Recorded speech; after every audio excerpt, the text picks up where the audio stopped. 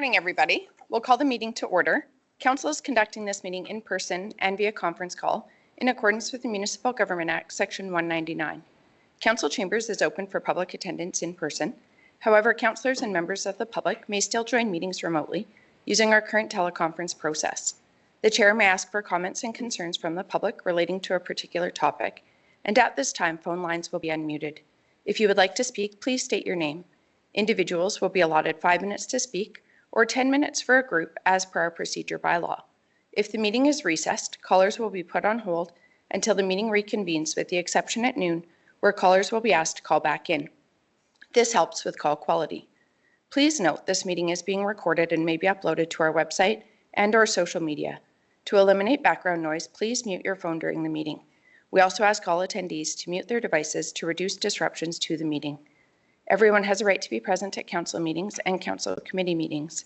Any attendees that are considered disruptive to the progression of this meeting may be removed at the discretion of the chair as per the MGA Section 198.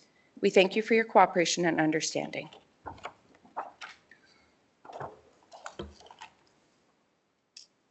We have an agenda before us. Does anybody have any additions or changes? I'd like to request the closed session, the two, section 24, both about Muirfield, if we can set a time, possibly 11 a.m. There might be some people representative here that would like to be in attendance instead of having them. Closed session. They could be, is the people that affect the agreement. I don't know if they can come into closed session or not. They want to be in the room after the session. Okay, that's fine. They can be in the room after the decision. Yeah, and we have had individuals attend closed sessions in the past, but that would be at the discretion of council. Typically based on advice from administration. Yeah. So they just wanted to have a set time, and I suggested 11 a.m. So understanding that any motions arising could be later than that, but that we would go into closed session for those two agenda items at 11. Okay, thank you, Deputy Reeve Clausen. Any other additions or changes? I also have a notice of motion I'll be submitting. Yeah, we will get there. Yeah, I didn't know if I was supposed to do it, add it to the agenda, or add it at notice. No, we can address it right at okay, fair enough. Thank you. Agenda item 2. Any other changes to the agenda or additions? If not, a motion to approve with the amendment. I will. Thank you, Councillor Bigger. Any questions or discussion? I'll call the question.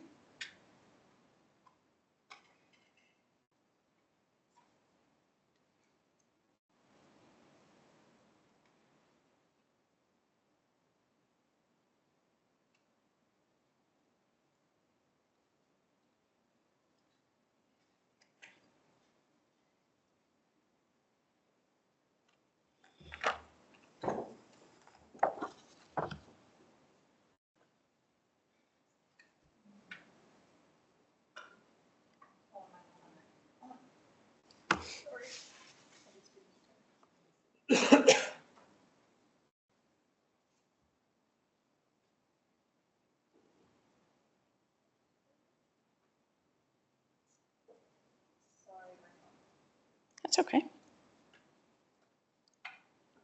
And that motion is carried. We'll move to agenda item 2.1. We do have one notice of motion that's included in the agenda package and one indication that a second notice of motion will be presented. Let's start with 2.1 notice of motion re natural resource extraction, and then we'll move to Deputy Reeve Clausen. Thank you. So I brought this forward. I've been in discussions with a ratepayer who was looking to basically open a borrow pit and provide some clay to a project that her company is involved with. And because of our process, it falls under natural resource extraction, which then they have to do a land use redesignation first and then go through the development permit. And they were hoping, and this is not on us, it's they were hoping early January that they'd be able to get through all of that by mid-May. So just to expectation management there. But in discussing with them, it did seem that for a very temporary project that doesn't involve any crushing or any kind of high intensity excavation, I would say that perhaps we could consider adding a discretionary land use to our ag general district, so that for a very short term kind of a project, we could consider not having to redesignate the land. So I do appreciate that administration did provide a memo with some reasons why it might not make sense. But I did think that we could maybe explore it just a little further, just in terms of the temporary nature of it. And if we worded it in such a way that that it could only be for like a 120-day period or something like that, and so then it wouldn't have long-lasting impacts on neighbors and things like that. So anyways, I just really thought that we could explore it a little further. I guess I'd be curious to hear how the county deals with borrow pits when we're doing road construction, how that works and is different than a commercial operation like this. Yeah, I just I wouldn't mind exploring it more. So I don't know whether I need to waive having this deferred till next meeting, or if I could just make the motion to have administration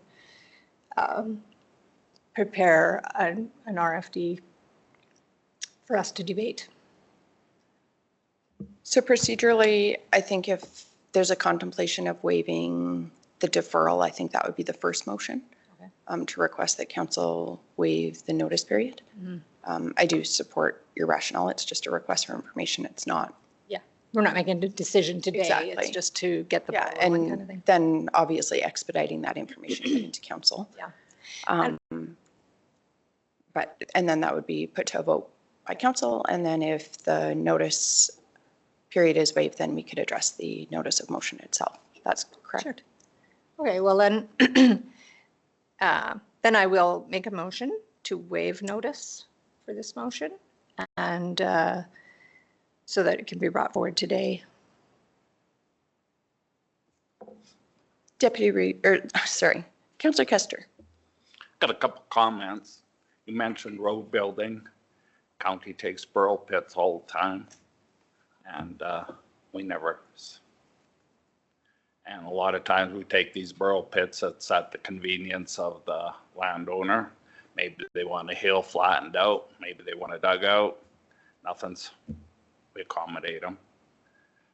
There's numerous pits around the county. The farmers dig themselves to fill in their feedlots, their yards, construction sites. We never subdivide any of that or rezone it. Go down to 564 at any day, and there is a steady stream of trucks hauling dirt from Calgary into the county, hauling more material than coming out of these small borrow pits. I don't understand why we'd even need a land designation for such small disturbances, let's say. It's small, and otherwise the county is going to have to step up and subdivide and treat them all the same. Go ahead, Brian. Just through the chair, perhaps council may choose to just defer the conversations about the borrow pits and things like that until this motion is voted on. I feel like the conversation is certainly a valid one, but just the motion on the floor to waive the notice period should be just addressed first. Thank you. I'm just bringing it up because usually we have a motion, then we have a prelude to what it can form when you look at our motions. So I'll bring that motion forward after this one is Okay. passed, I guess is the, yeah. And the full text of this notice of motion is in the agenda package on page 3. So it is all there for consideration.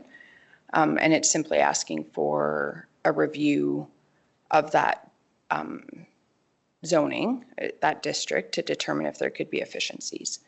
But as CEO Henderson said, we should focus any debate at this point on the motion to waive notice. And then we can address the notice of motion following the motion that's on the floor at this time. Any discussion regarding the motion to waive notice? Not hearing any, I will call the question.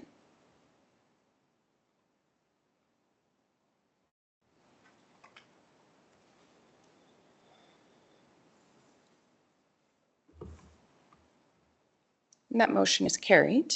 We can now address the motion on page 3. Okay, so I will make a motion that council direct administration to provide a review of the natural resource extraction processing district to determine if there could be efficiencies found by creating a subgroup to accommodate short-term projects of 1 year or less, something like that, for extraction that does not include processing and encompasses a small parcel of land. Thank you, Councillor Laprise. So just in that, I guess, not just the natural resource extraction processing district, but how we could incorporate that into the ag general district.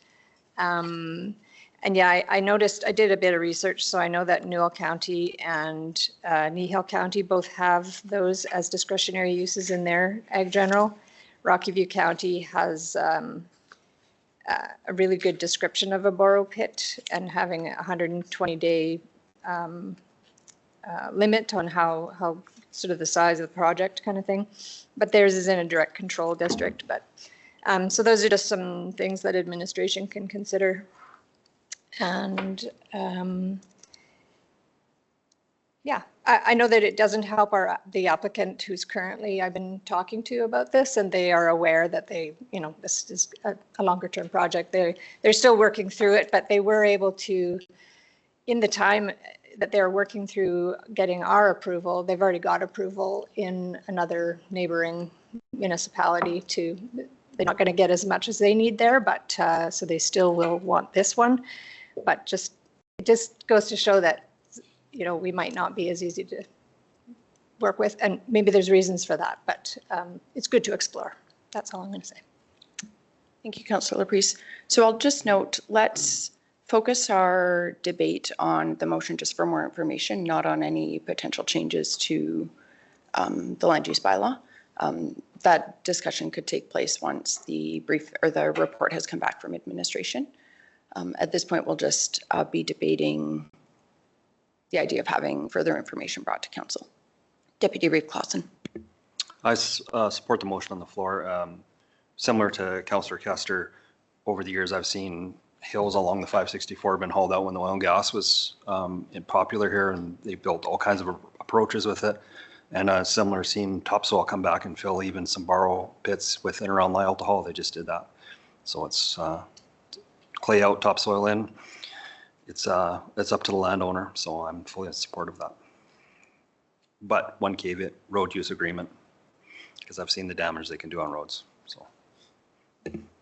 Any other questions or discussion? Councillor Laursen. So just curious, is this something going on in your division, or is it like a ratepayer? Is it a ratepayer in your division that's asked for this, or? That's exactly right. She lives in my division. It's actually in your division that the project is happening, but she reached out to me. Yeah, so I'm curious as to that, because I've been talking with the owner of the company. The company is in Drumheller. It's not in the county. So I'm just wondering why they're reaching out to you, and I've already looked at this. And in talking to the owner of the company, they gave me all the stuff the county's already done on it, and it looked to me like they're following the procedure, and I have a couple details to work out with them. And then I was going to present it to the administration. So I'm just not sure why we have multiple people working on this. Well, so she reached out to me because she had called you and hadn't heard from you for a couple of weeks. And who would this person be? And because of, well, I don't know. We don't need to disclose that. Because it was a. The only private person that's project. called me has been the owner of the company.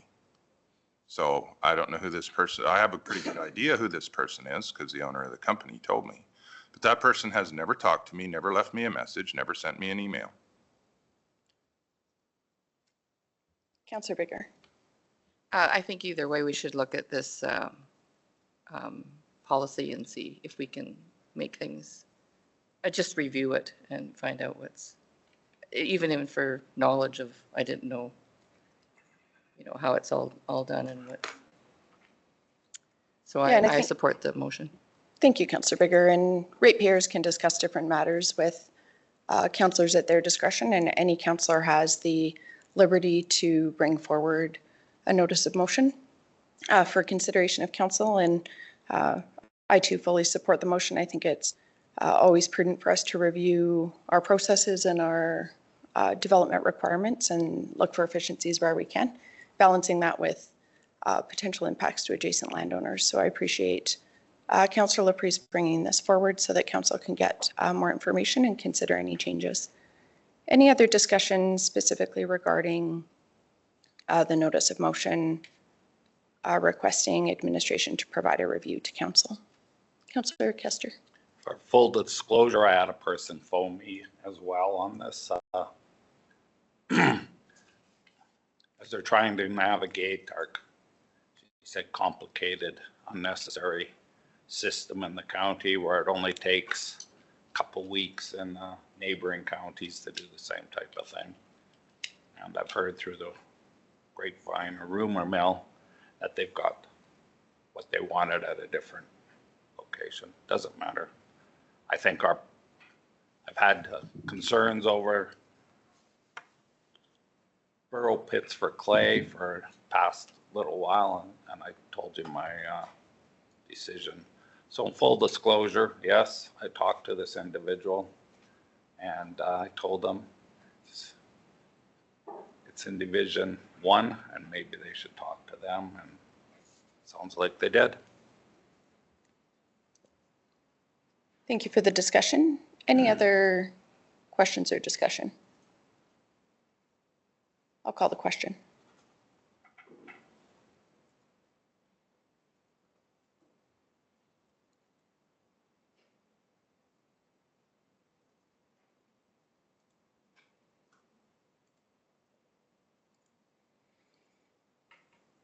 That motion is carried.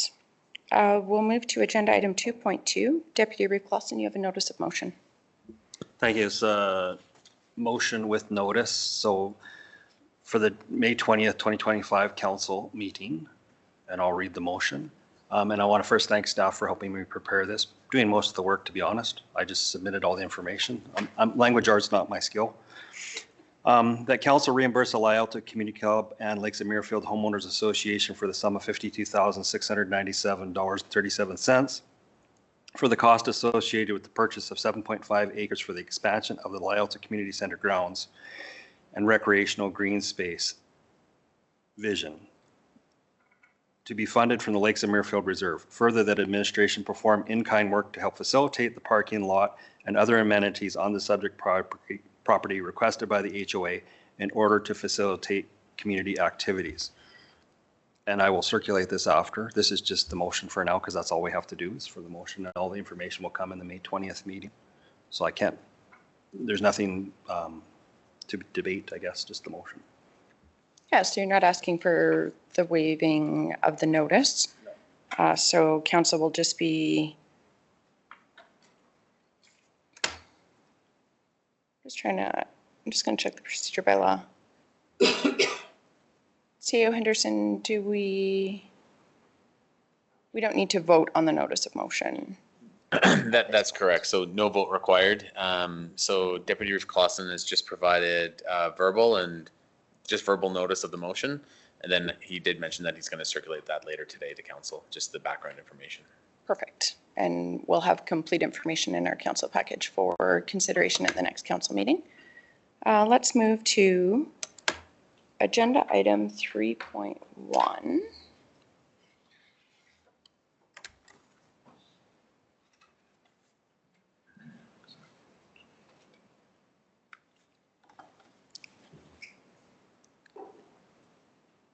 First, I will move that we recess from our regular council meeting. And I'll Call the question on that motion. Just no motion required to recess from the meeting. Oh. Just the script, and then the first motion would just be to open the public hearing. Thank you. Oh, my apologies. I will move that we open the public hearing for bylaw 2024-34. I'll call the question.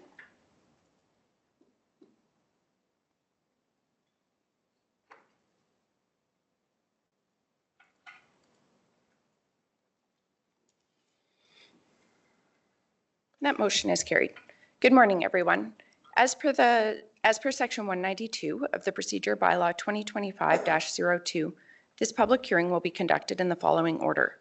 First, staff will do a report. Then we will have a presentation by the applicant if they choose. Then we'll have a presentations by the public who are in support of the proposal. There will then be an opportunity for presentations by the public in opposition to the proposal. Then there would be an opportunity for a rebuttal presentation by the applicant, limited only to the comments read or heard in opposition to the proposal. Then there will be final questions of administration and a council motion to close the public hearing. And we'll repeat that same process for all public hearings today. Any applicant will have a maximum of 20 minutes to present. Any individuals supporting or opposing the proposal will have up to 5 minutes to speak, and any groups of individuals will have up to 10 minutes to speak. The applicant will then have a maximum of 10 minutes to present their rebuttal.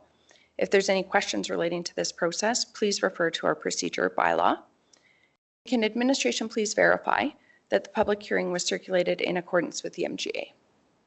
Good morning, Reeve-Link. Yes, notice of the public hearing was circulated in accordance with the MGA.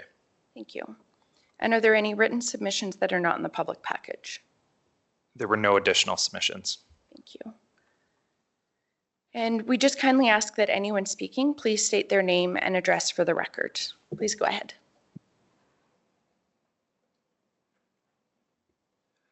Good morning, Council. Taylor Felt with the county's Planning and Development Services team, here to present bylaw 2024-34 for Council's consideration. Referring to the location map found on page 11 of Council's agenda package, the subject lands are located 2.6 kilometers east of the hamlet of Nightingale, immediately southwest of the intersection of Range Road 243 and Highway 564.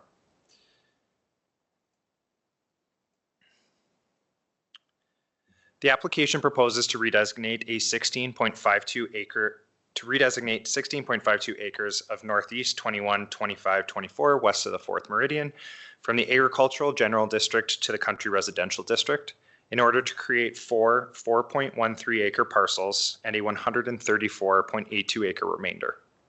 The lands are currently undeveloped and used for agricultural purposes, and the lands surrounding the site are predominantly used for agricultural purposes, with several farmsteads and residential developments located nearby.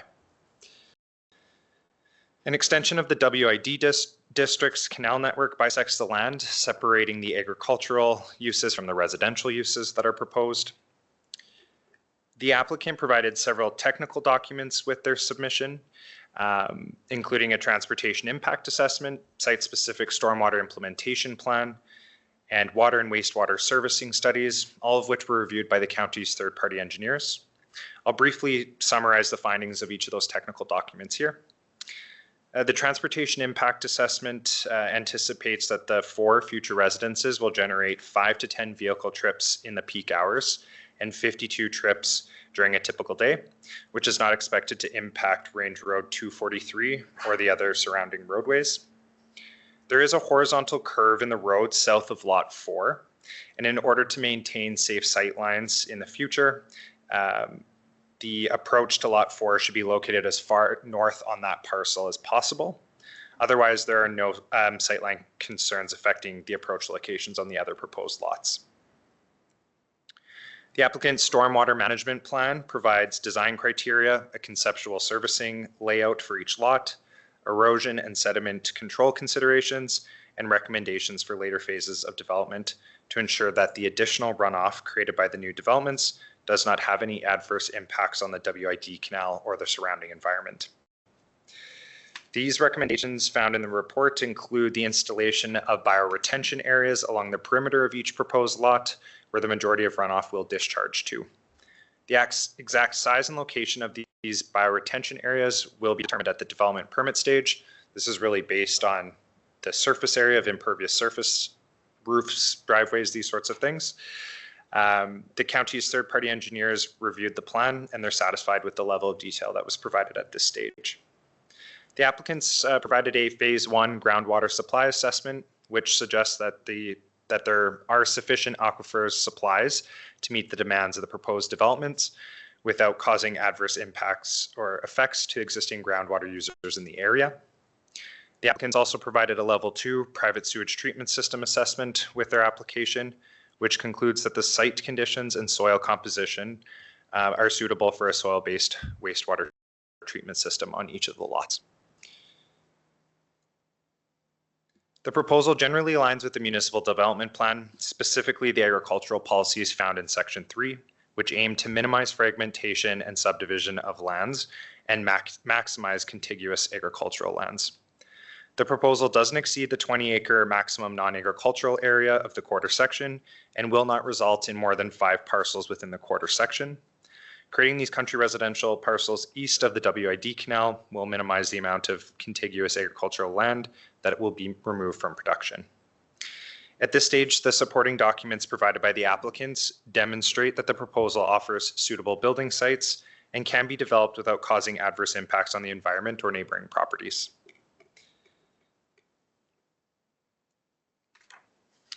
Landowners within 1 mile of the subject site and other interested parties were notified when the application was originally received by the county, and again in advance of today's public hearing.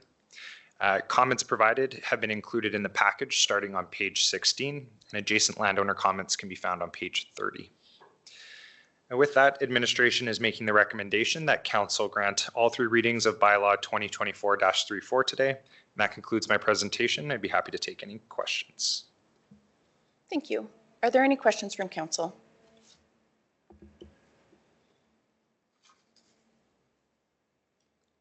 Would the applicant like to present?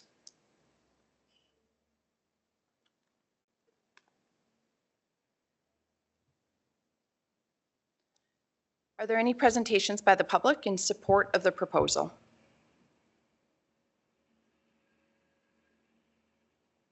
Are there any presentations by the public in support of the proposal? I'll ask a third and final time. Are there any presentations in support of the proposal? Are there any presentations by the public in opposition to the proposal? Are there any presentations by the public in opposition to the proposal? I know this seems strange, but our procedure bylaw requires that I call 3 times. So I will call a third and final time. Are there any presentations by the public in opposition to the proposal?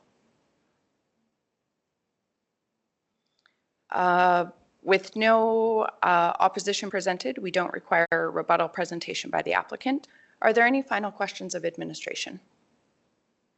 Councillor Kester. I have a few comments. Acreages in general, especially so close together. I've seen before in the county, just a mile or so from here, we got a bunch of acreages on the thing, and next thing we're paving the road, and I've got huge concerns from my area. I think enough is enough. We got 4 there. There's 1 across the road from there. There's going to be 5 acreages within. Looks like a quarter mile to me. I know they're going to come in for dust control. I know we can't put conditions on a bylaw, but I think we have to come up with different policies to do this into the future. That road is, it's probably okay. It's not the greatest. I don't know what it'll be like when it gets, if we ever get any wet weather again, and 50 cars a day on there, extra than what's already on there. That road it goes right through to the number 1. It comes right through to here. So I'm gonna vote against this. not per se for this, but I know what the future brings for this. And I don't think this county, we're ready for this at the time, not so much densely populated as that.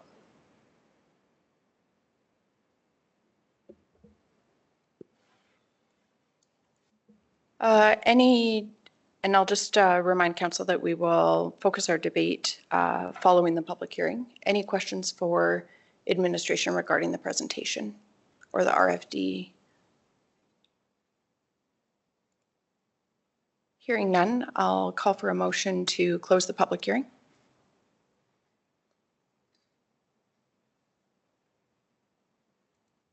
I will so move. Sorry about that. Thank you, Councillor Eichert. Any questions or discussion? I'll call the question.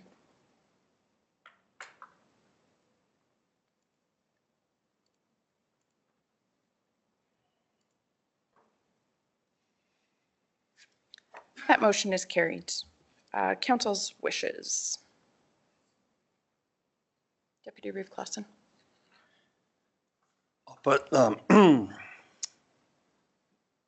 make motion that council moves first reading of bylaw 2024-34, this being a bylaw for the purpose of amending land use bylaw 2016-01 to redesignate plus or minus 6.68 hectares plus or minus 16.52 acres within Northeast 2125-24 west of the Forest from agricultural general district to county residential district as shown in a attached Schedule A forming part of this bylaw. And I'd like to speak to it after. I'm in support of this motion. I understand what Councillor Kester has said, but we have also set up a series of due diligence that these people put in where they have to do all these studies, which isn't cheap. I think some of us that have redeveloped in the area know how expensive it can be, and where it brings experts in that answers the questions. And one of them was about wells. There was a well study there. One of them was about sewer. There was a sewer study there. The WID, I have zero concerns over that because it's not our governing body. We are not, WID can say they can't withdraw from the canal. It has nothing to do with us. We have no oversight on that.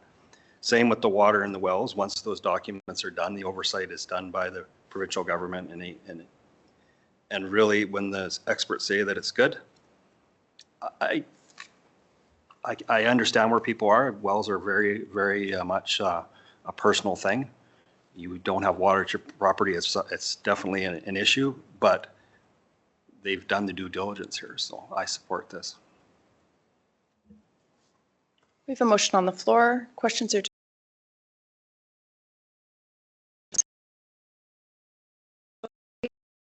I agree with both of you. So I'm going to support this application. But I do I see what Councillor Kester is saying, and every time we get these, we get, neighbors that are concerned about different things and would rather, of course, not have more neighbors in the area. I think, though, that what we need to do, and maybe this is for the next term, is to review our documents, our municipal planning, our municipal development plan to maybe decide if we want as a council that maybe 4 acreages are too many. Maybe we want to limit it to 3 per quarter section and have it less than 10 acres removed or something, but for me, like Deputy Clausen said, this conforms to what our current policies are. It does check all the boxes of water, wastewater, stormwater. So for me, for this today, I'm going to support this, but I think we should consider reviewing our statutory documents going forward. Councillor Kester. Yeah, I can't, I know it's expensive to do water wells and all that, yeah, but it's county infrastructure, it's roads. And I guess sitting here for as long as I have, I've seen developments like this and just about every one of them has ended up being paved or MRO, the new term that's banned.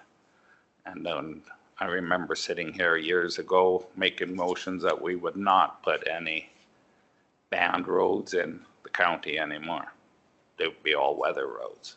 And here we are going full circle. No, I have concerns, huge concerns in the county about loads and weight limits on our roads and bridges, and the money that isn't there anymore. And I can't support this for those reasons till we get some better things. I agree we should review, and I think we should bring in some policies, but not just on acreages. So this county needs a lot of work. Councillor Bigger.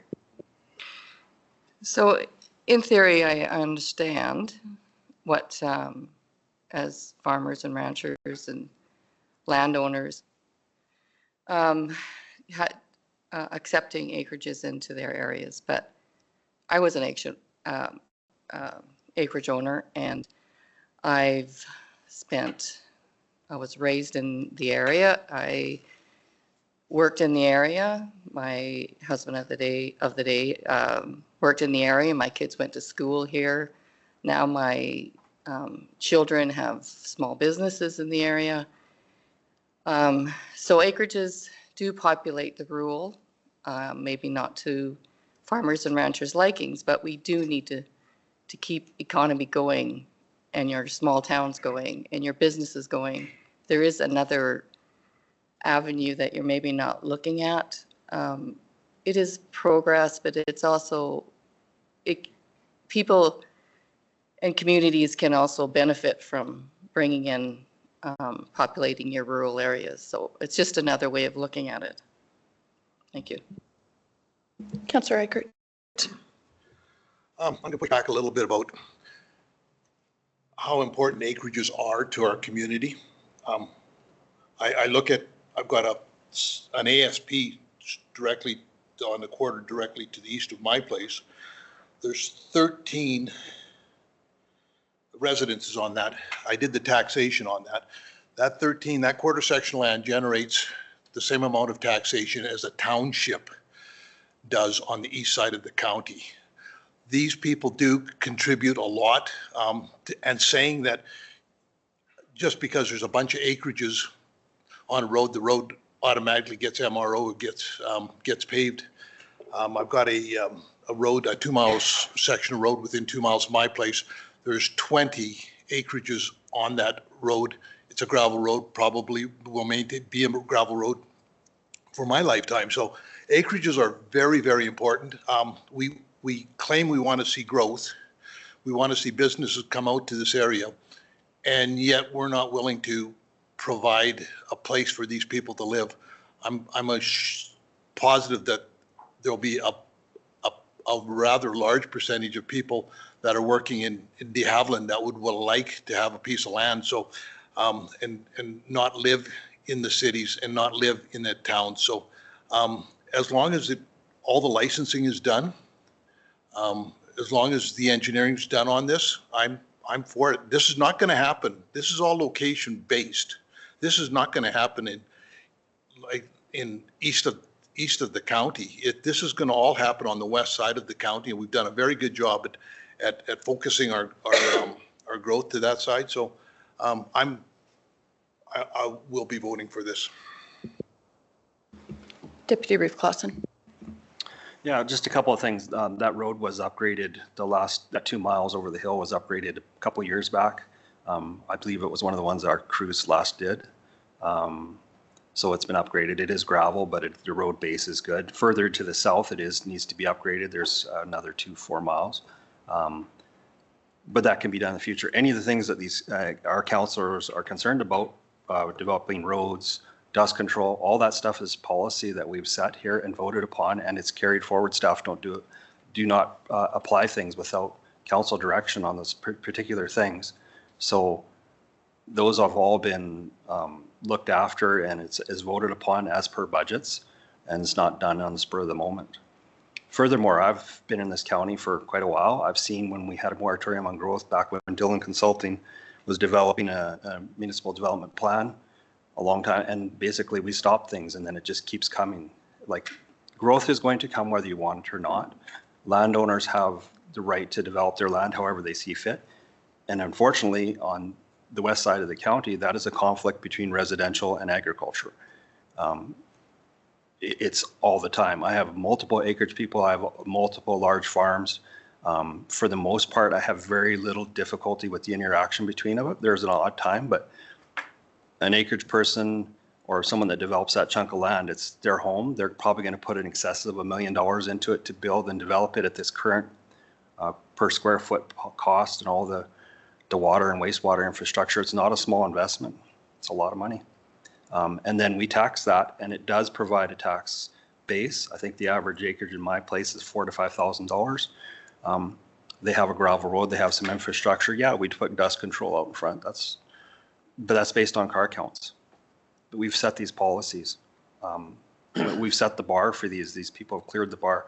I agree we could change that, but the development pressure is still going to be there. So again, I support my motion. We'll go Councillor Lawerson and then Councillor Kuster. I don't support this. We talk always about not fragmenting agricultural land, yet here we're going to put 4 acreages in a little spot. I looked at the circulation comments, and some of the residents nearby are not in favor of this. WID has concerns. We can't say we're in favor of not fragmenting agriculture land and then fragment it at every chance we get.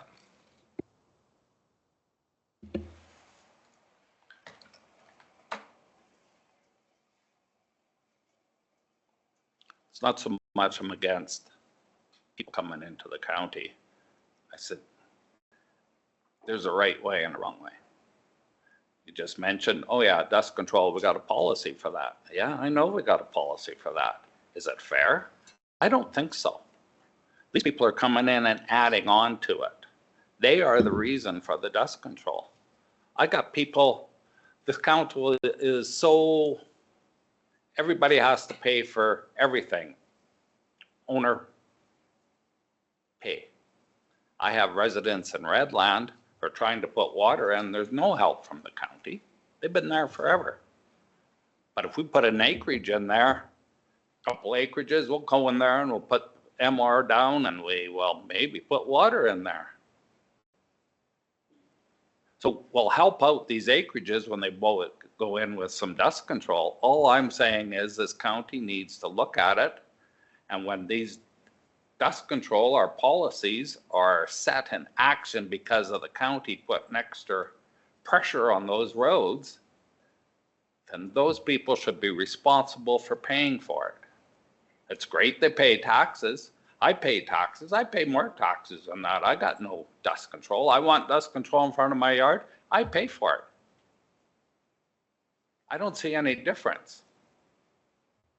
If we're going to help one sector of our population in the county, I think we do it all. And I know that's going to cost a lot of money and the residents aren't going to like it. So for that reason, I think I can't support it. It's too dense. And county needs to come to grips with future funding of these. I know in different municipalities, when you have an acreage, they just pay an automatic fee for the roads, and if it gets dust control or not, that's just part of the parcel. I think we should look into this a little bit more. There is 5 parcels there within a quarter mile. That's why. I'm not against growth. This isn't about growth. It's about the county being responsible. Deputy Reeve Clausen. First, I just want to say to anybody listening that there is no policy in this area that the county has any water infrastructure and or is in the future of any discussion of anywhere, at least in my division, other than the hamlets and or towns that are in there within those boundaries. All these policies that we've talked about, this current council has reviewed them and passed them. They can change, that's great, but they were passed. So I understand people's concerns, but we've set this bar, so. Any other questions or discussion?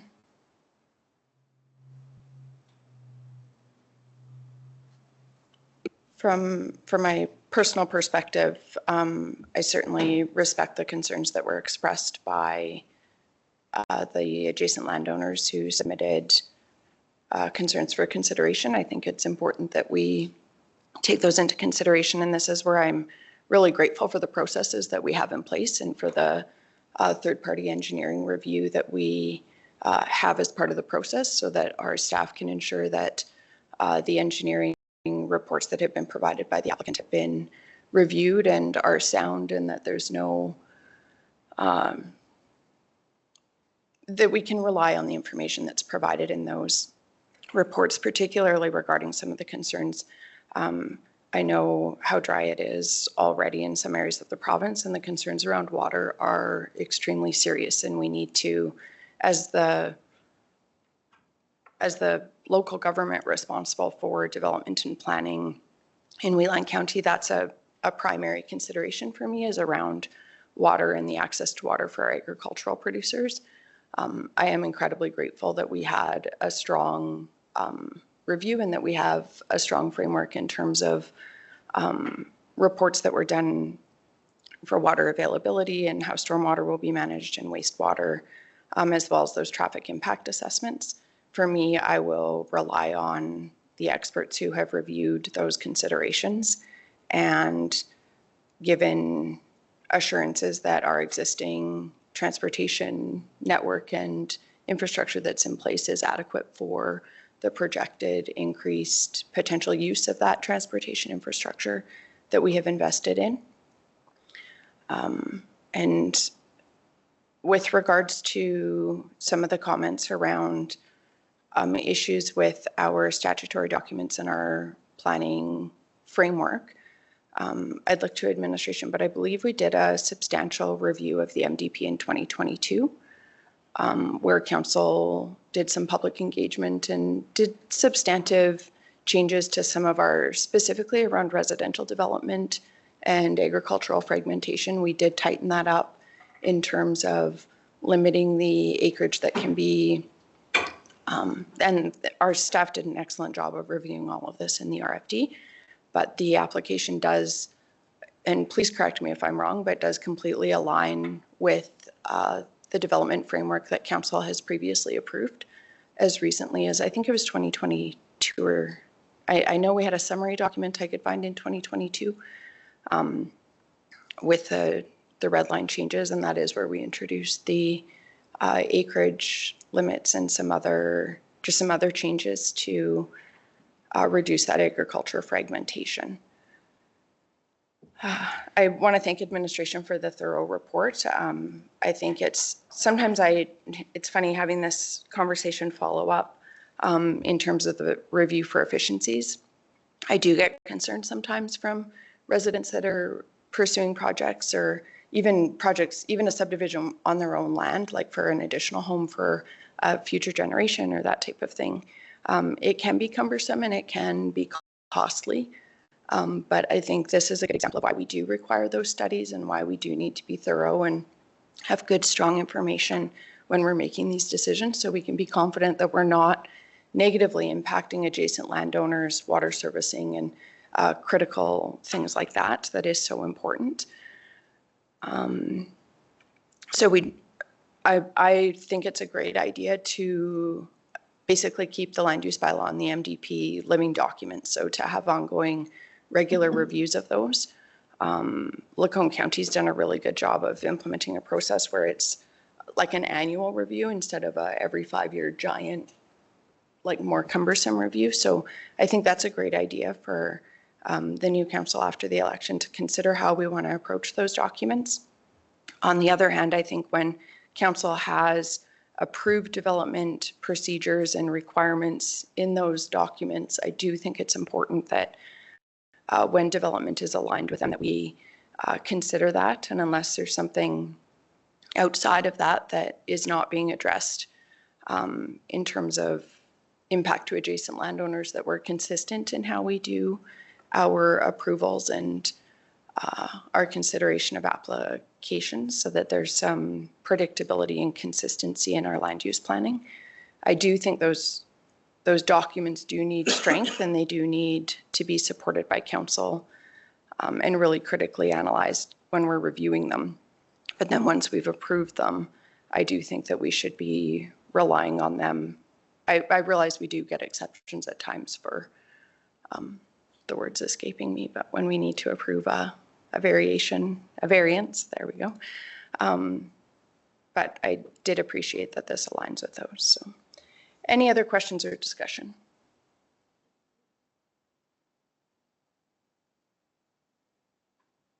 I'll call the question.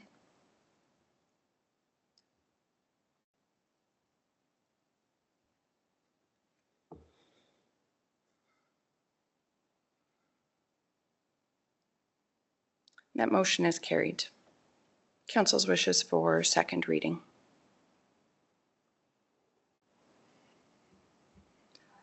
I'll move that council move second reading of bylaw 2024-34. Thank you, Councillor Bigger. Any questions or discussion?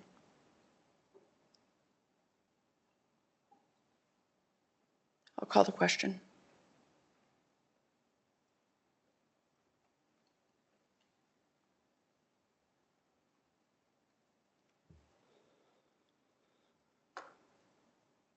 That motion is carried. I'll move that council grants permission to hold third and final reading of bylaw 2024-34. Thank you, Councillor Laprise. Any questions or discussion? Can I get a recorded vote?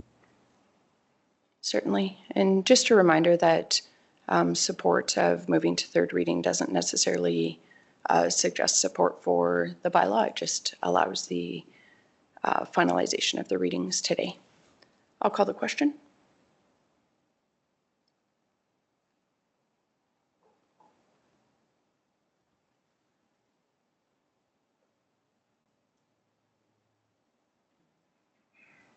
Councillor Kester.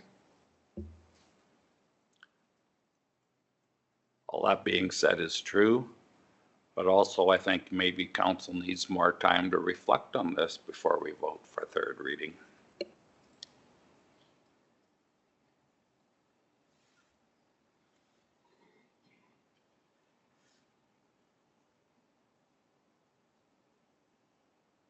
That motion is carried with Reeve Link, Councillor Eichert, Deputy Reeve Clausen, Councillor Bigger, Councillor Laprise. I know, I'm just reading the recorded vote. And Councillor Laprise in favor. Councillor, oh yes, sorry, I will change what I said. Councillor Kester and Councillor Laursen opposed. And we will not move to third reading because we would require unanimous consent from all of council to do so. So we will move to agenda item 3.2. Bylaw 2025-09. Just for people in attendance, would that come back to the next council meeting? Okay, thank you.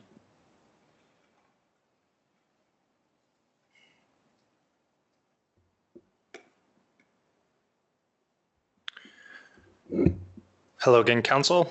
Taylor Felt with administration presenting bylaw 2025-09, which considers a technical revision to bylaw 2024-03.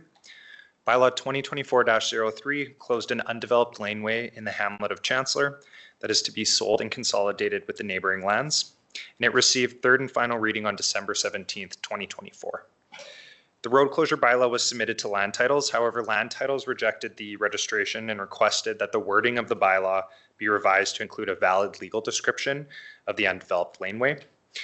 This is somewhat common occurrence. Because this is considered a technical error under section 63 of the MGA, and the change is not materially affecting the bylaw in principle or substance, the county is not required to re-advertise the bylaw or hold another public hearing before council makes their decision. That concludes my presentation. I'd be happy to address any questions. Thank you. Any questions regarding the RFT? Council's wishes.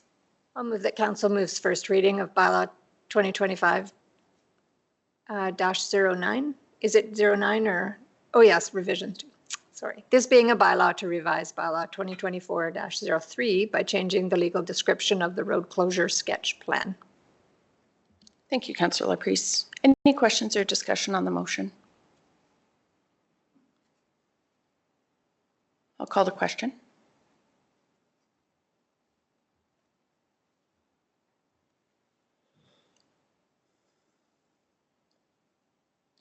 That motion is carried. I'll move that council moves second reading of bylaw 2025-03, 09. Thank you, Councillor Sorry. Eichert. Any questions or discussion? I'll call the question.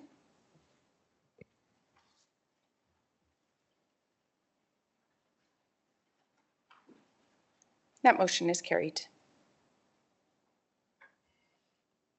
I move that council grants permission to hold third and final reading of bylaw 2025-09. Thank you, Councillor Bigger.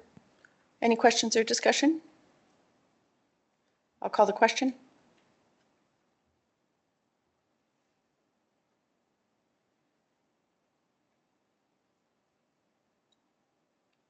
That motion is carried unanimously.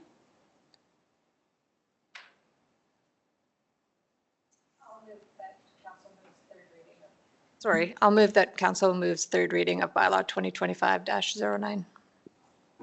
Thank you, Councillor Laprise. Any questions or discussion? I'll call the question.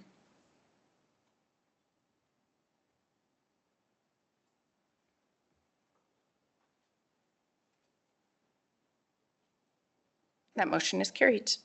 We'll move to agenda item 3.3, bylaw 2025-10 Parks and Open Space Areas bylaw.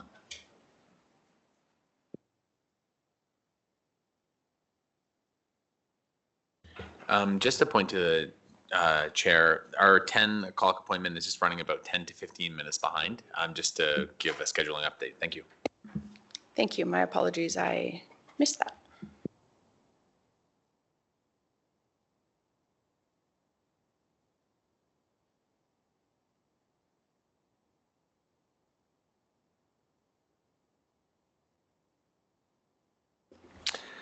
Good morning, Council. Dave Rhymes from Community Services presenting bylaw 2025-10 for Council's consideration, which is on page 51 of the agenda package.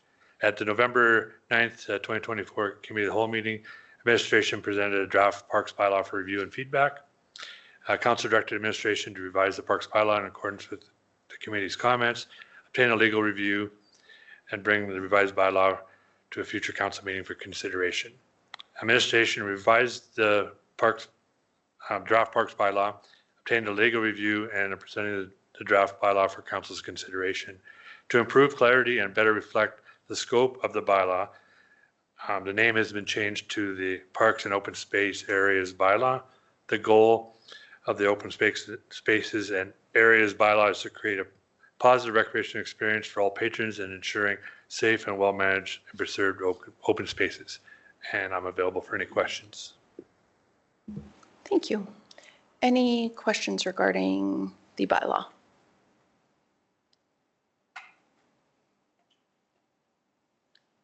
I have just a couple of questions on page 59. We're not permitting unmanned aerial vehicles or drones. Just wondering what council's thoughts are on that. I know there are limitations on drone use in provincial and federal parks, but I also know it's a hobby as well that people like to participate in, and it can be challenging for folks to find places to fly their drone. And I also realize there can be concerns and challenges with drones around privacy and people's sense of safety and that type of thing. I just wanted to raise it for council consideration. I'm okay with us not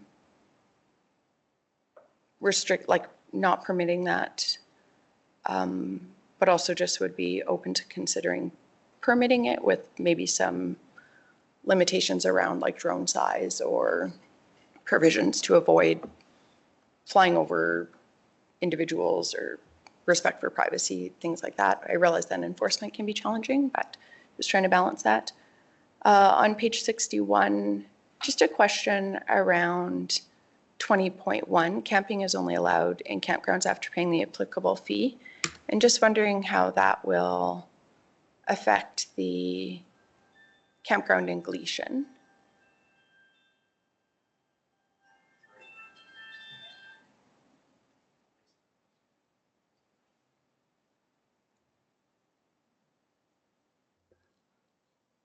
I think it's the Beaupre Memorial. Yeah, I guess we'd still allow camping. The intent was still allow camping there, but I can see how that would kind of cause an issue there as well, because there's still free camping on that. Yeah. Just, we would need to align it either where like some verbiage like where required, or maybe the master rates bylaw could indicate that that area is complementary and like just spell out where fee. I'm also just looking for the utmost of clarity if somebody's seeking that information. The master fee bylaw is a challenging way to access information or to get direction. But if we could just get some clarity around that. We could advertise that on our website as well, that campground was free and or any campgrounds that are free. Yeah, and I was trying to think if there are other examples of that in other people's divisions. Because one of the recommendations from legal was to put some of the information on the website around parks and usage and those type of things. So it's not in a bylaw, so it's cumbersome as well.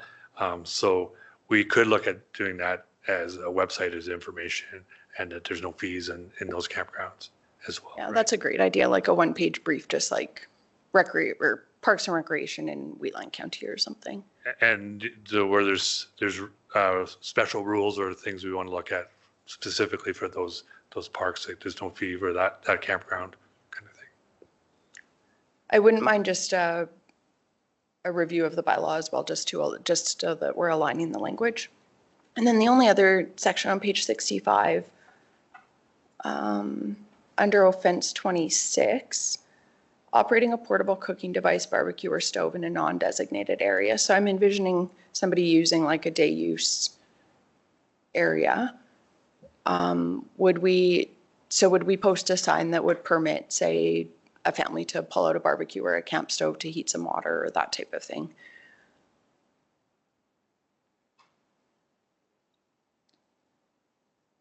I realize it would need to be in alignment with like our fire bylaw. Obviously, we would need to be considering that, but I just would hate to see somebody fined for.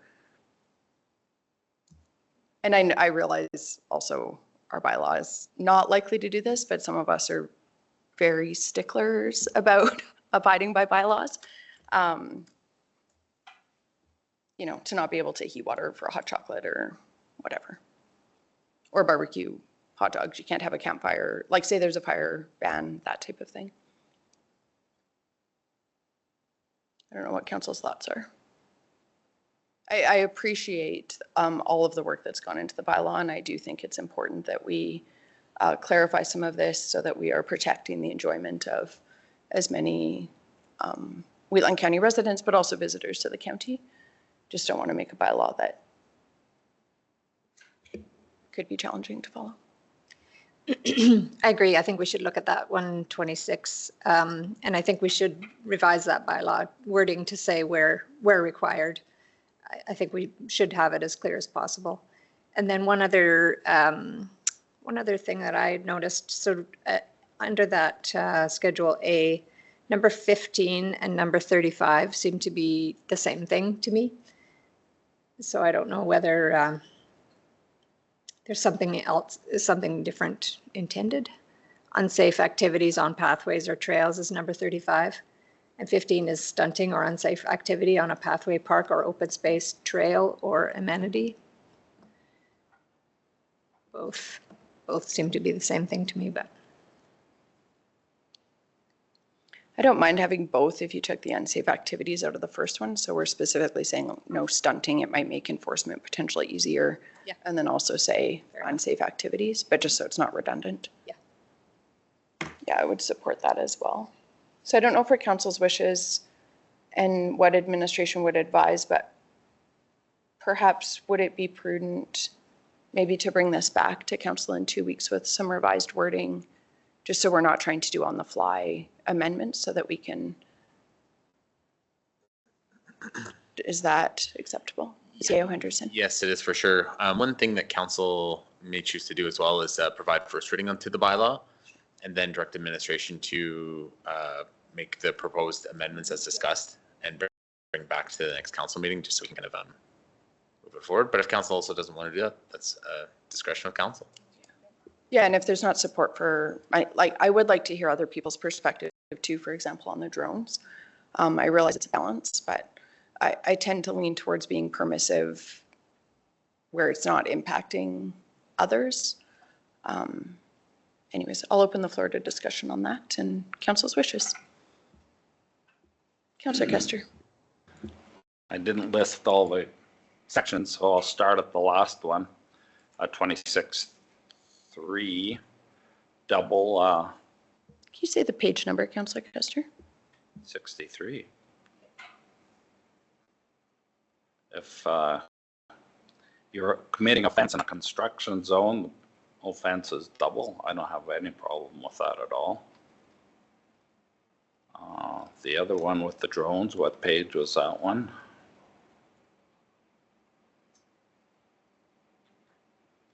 Sorry, I never wrote them down. Can I interject just for a We second? didn't speak Yeah. to I think he's, the construction one. I wasn't sure if you were making a comment about that, but I thought hadn't you said on spoken. page, on the violation tickets? No.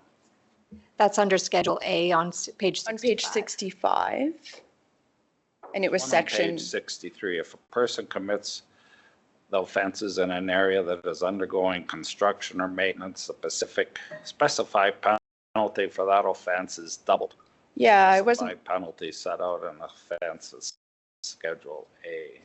I appreciate your support for the way the bylaw is written. Council had not discussed any proposed amendments with that. Okay. What I had raised was under Schedule A on page 65, and it's offense 26, the second from the bottom on page 65, just around being fined for operating a portable cooking device, barbecue, or stove in a non-designated area. A couple ways we can approach that. We can put up signage permitting barbecuing or stoves, or we could contemplate taking that out if we don't have a concern, acknowledging that we already have a fire bylaw that would address sort of the fire safety risk of that. But I think it's pretty low impact in terms of affecting other people trying to enjoy open spaces. Any other comments, Councillor Kester? I don't mind that staying in there either. So you would prefer people not be permitted to barbecue or operate like a camp stove type thing? In a non-designated area. Non-designated area. They have paid for a campsite, they can, if it's permitted in the campsite, yeah. But to wander around in the campground property and operating cooking devices and barbecues, no. In your Pacific area that is designed for these, a lot of the campgrounds are not mowed daily or anytime. No, I don't agree with that at all. I think it should stay in. Councillor Lawerson. And I would agree with Councillor Kester on that, because if we look at number 30, for example, camp or erect a tent or structure in a non-designated area. So you put a tent in a non-designated area, then all of a sudden you think you can just have a barbecue there as well. So I don't see why that one would come out. I think what needs to be done maybe is define what a non-designated area is, and then there wouldn't be any confusion about it. Any other questions or discussion? just thinking about the drone, I don't know, drones are so irritating that, you know, and to enforce it, I don't know. I think we should leave it in as a restricted use, like that you should not be able to use drones. I don't know. Yeah. Any other discussion? What was the comment on the drone? What page was that? Page 59, under section 12.1B. So I support all of the other dangerous objects. I like the way it's written because 12.1 says unless prior written approval has been attained by the CAO. So somebody's taking a drone camping, they're doing it with the express willingness to operating it. They should get permission first, and if the CAO doesn't condone it, or maybe there's a space where he can go, he can explain himself, CAO can approve it, and it's a done deal. Otherwise, you're not allowed to fly a drone over top of my house. Why would we allow it to fly over somebody else's campsite? That's disrespectful. Intrusion of privacy. I would say leave it in. I think the bylaw is very well done. I support it just the way it's written and give it a try. And then if we have concerns, questions, then we can change it. But yeah, I think same as the other one, that all campsites have to be paid for. There's multiple ways that you can pay for a campsite without having people there. We're very proficient on the county website. I can go camping and all I do is click a few buttons on a computer in my home and I got a spot registered, paid for.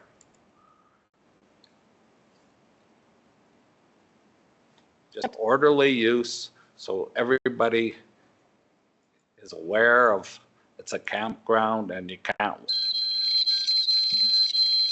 Sorry about that.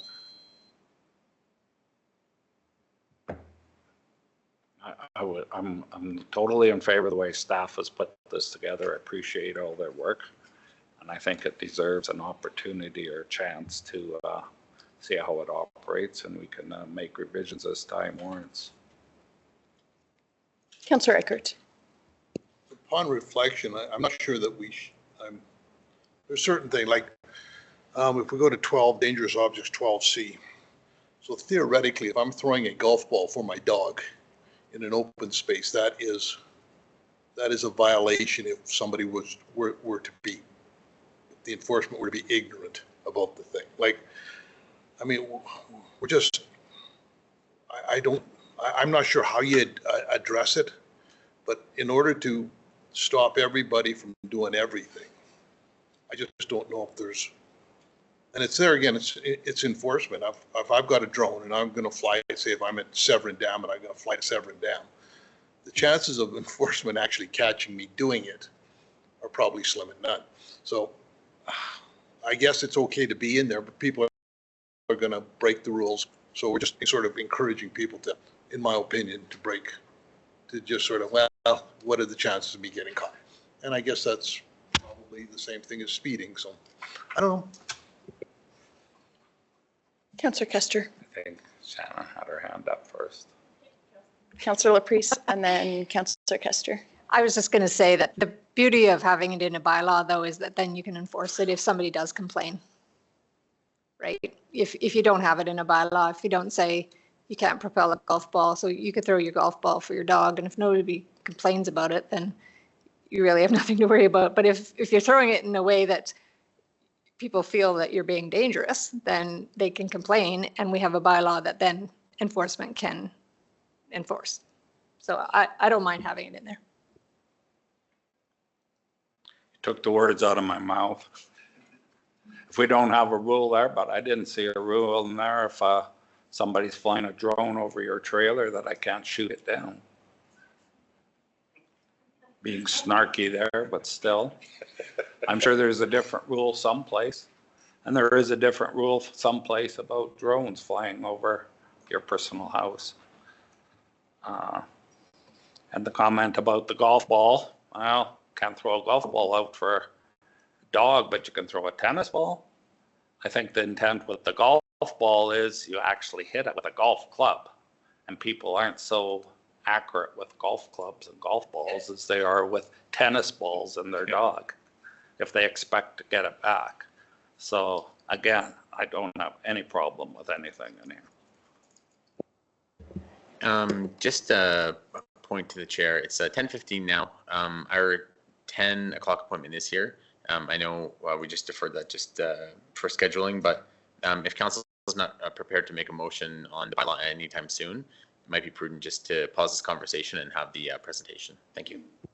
Thank you, CEO Henderson. Let's do that. Let's move to our 10 a.m. appointment. I'd like to welcome Marcy Field, Chair of the Wheatland County Community Enhancement Regional Board, for a presentation regarding their board's work.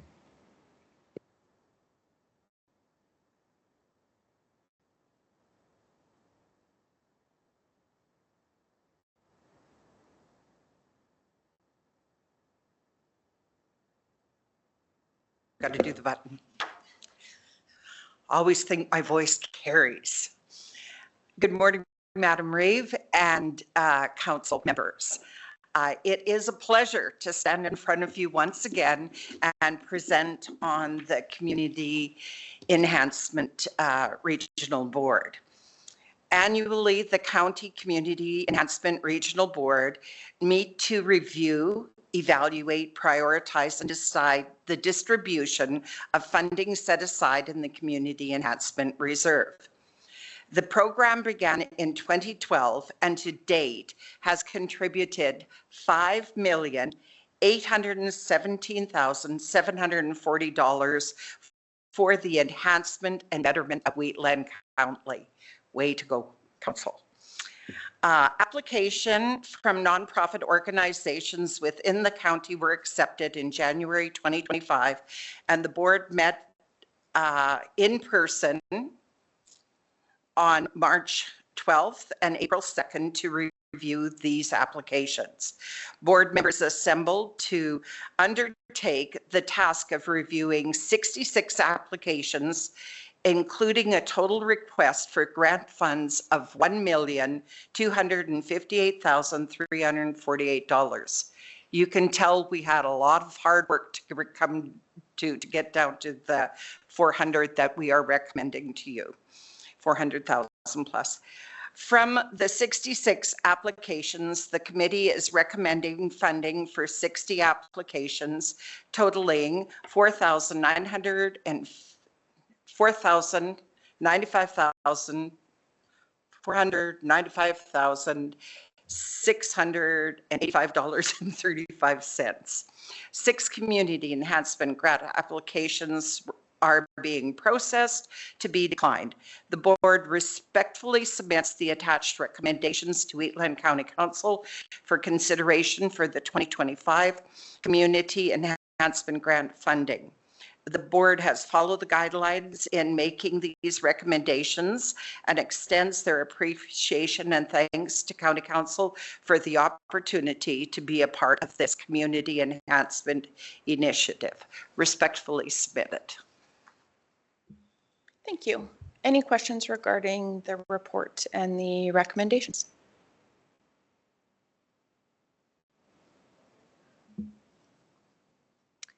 I will move that council approve the 2025 Community Enhancement Grant funding for $495,685.35 as recommended by the Community Enhancement Regional Board, and that this amount be funded from the Community Enhancement Reserve. Thank you, Councillor Priest. Any questions or discussion? Just before we vote, on behalf of council, I want to thank you for chairing the board and for the work that your board did. Certainly with the number of applications and the scale of the requests, it would have been challenging work to allocate the available funds. So thank you for doing that thorough review and prioritizing for council. We appreciate it. It is a phenomenal board, and the residents are very committed. And it's exciting that all 14 people show up, and when they don't show up, they have notes. We even had one of our members was in Grand Prairie at a curling tournament and zoomed in the evening to be with us. So in addition, the support that we've received from Dave and Jessica is incredible. And a thanks from all of our members for providing us the opportunity to go and visit these communities that we talk about, because there is a lot we didn't know. I missed the tour last year. I'm hoping I make it this year, but it's something we are extremely grateful for, and it changes things. Actually, one of the things that came up in one of the applications that came, the majority of the board had seen that area and said, oh, that really needs to be worked on. So that having that visual was a truly beneficial thing that was given to us. So thank you very much. That's fantastic. And yes, please pass along our thanks to each of the members of the board for their diligence and their commitment to that work. We do appreciate it. I think it's a really strong process that we have, and appreciate all of the work that goes into it. Any other questions or discussion? Councillor Kester. I appreciate this process. I appreciate the board. It's a case where we give a hand, not a handout, but a hand up. We help the people make their communities better. And when the people of the community are working to make it better, it's always better. I've never really heard of a bad project in all the years. I think the county has put together a good thing here with the committees, and you've been on it a long time, so thanks for your dedication too. Well, we have fun together. Even in that process, we have fun together of going through that, and even new people that come on board rather quickly. It'd be sad to see some long-term members are resigning this year, at least one that I'm aware of. So thank you. Any other questions or discussion? I'll call the question.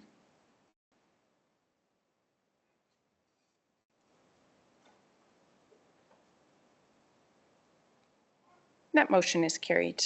There's a second motion regarding this agenda item.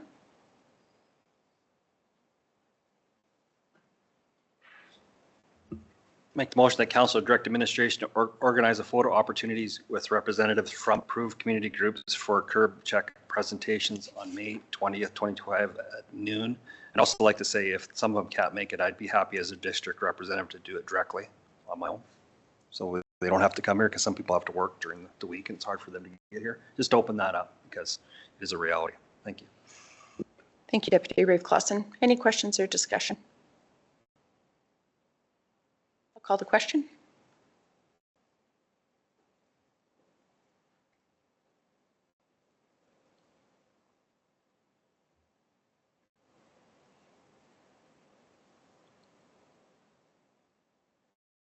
And that motion is carried. Thank you very much for coming in. Have a great day. We will move back to continue our conversations on agenda item 3.3.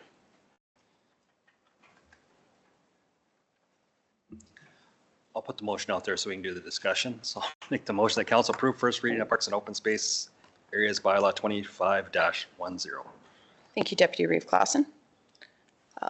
Questions or discussion? Debate?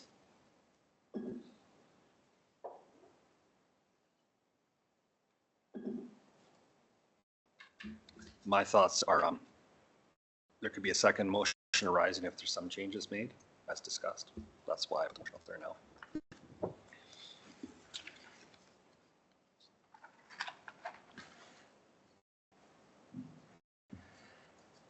So I certainly support first reading, and we could vote on that. And then I would propose an additional motion, just directing administration to bring back some additional information on some of the agenda items discussed. I think specific to drones, there's a regulatory framework around drone use in Canada, but that may not be comprehensive enough to address some of the concerns that have been raised today, but it might just be good to have administration review that, consider the discussions from this morning, and the recommendation may be to maintain that clause in the bylaw, but administration could review and bring that back, as well as regarding how to address the fees and the sort of the cost benefit analysis of implementing fees in, say, the Memorial campground English or having a provision in the bylaw to continue that to be complementary. And then just review the 15 and 35, the redundancy of those offenses. And perhaps just a review of 26 with either a recommendation to maintain it, or if there's some signage we could implement in public spaces, specifically in Wheatland County, that could make that permissive, those types of things. But we can vote on first reading first. Councillor Kester. So are we voting on the first reading or are we voting on? We're voting on first reading on the original bylaw. Nothing, just. That's right. So there's the motion on the floor is on our screens right at the top there. Move that council approve first reading. Deputy Reeve Clausen said he was putting that on the floor to formally initiate the process. And then there can be a follow-up motion following that council can consider or support or not. Any questions or discussion on first reading?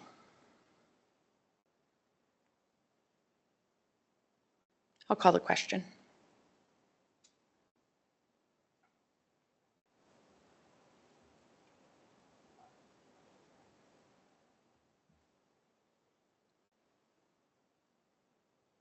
That motion is carried.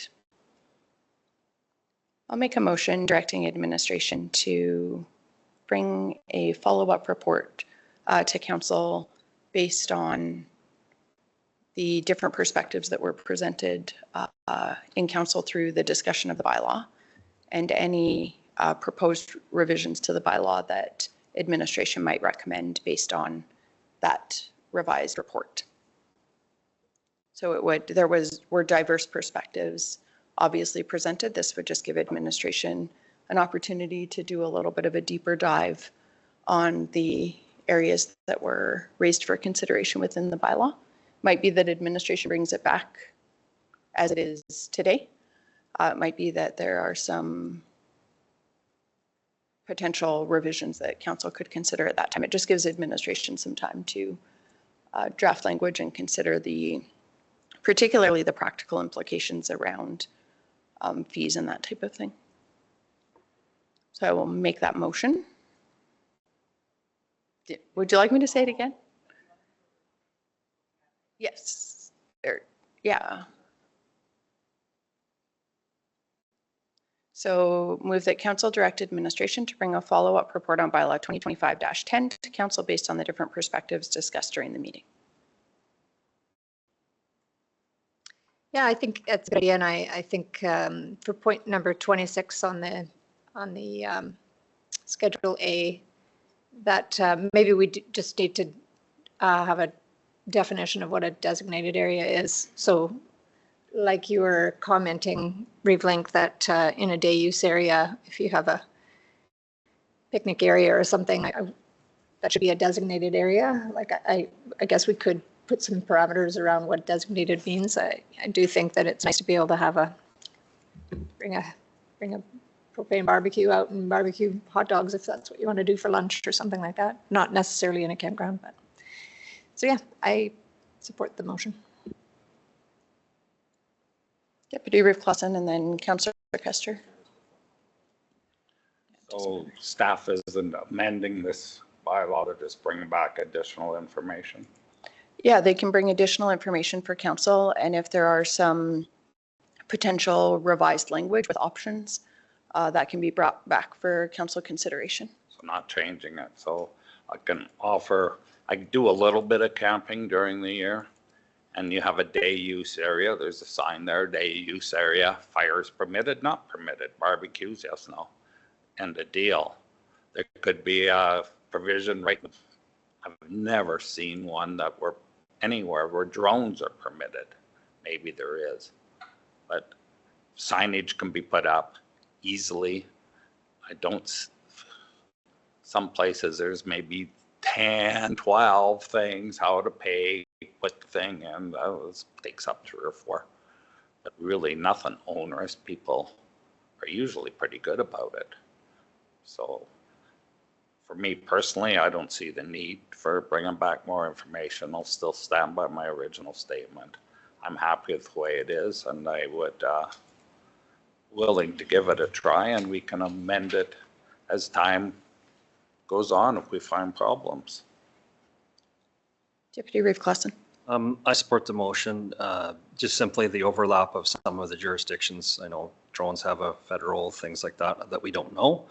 There may be already a moot point to even be talking about it, but that will be uncovered. And then the Gleason, for sure, is an issue that I didn't even know we had camping there that was free. So just things that you don't know. Definitely we want to try to get it right the first time. There's no rush in something like this. So yeah, I support the motion. Any other questions or discussion on the motion? I guess the only thing I can say is camping season's here. We keep this up and the blocks will stay up at Severn Dam all year long, which I'm not that opposed to. But I want it done right. I know the consequences of not having a bylaw in the first place. I don't know how many councillors actually went and visited the area. Any other questions or discussion?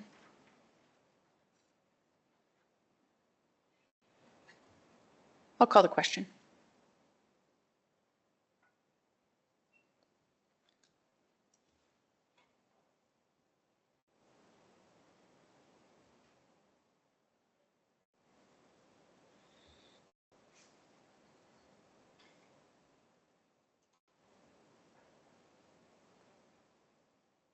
That motion is carried. Let's take a short break and let's reconvene at 10:40 if that works for everybody. Thank you.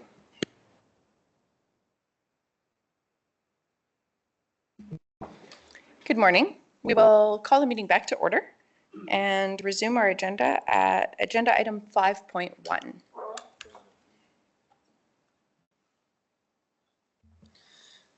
I'll make the motion that council approve the consent agenda as presented. Thank you, Deputy Reeve Clausen. Any questions or discussion? I'll call the question.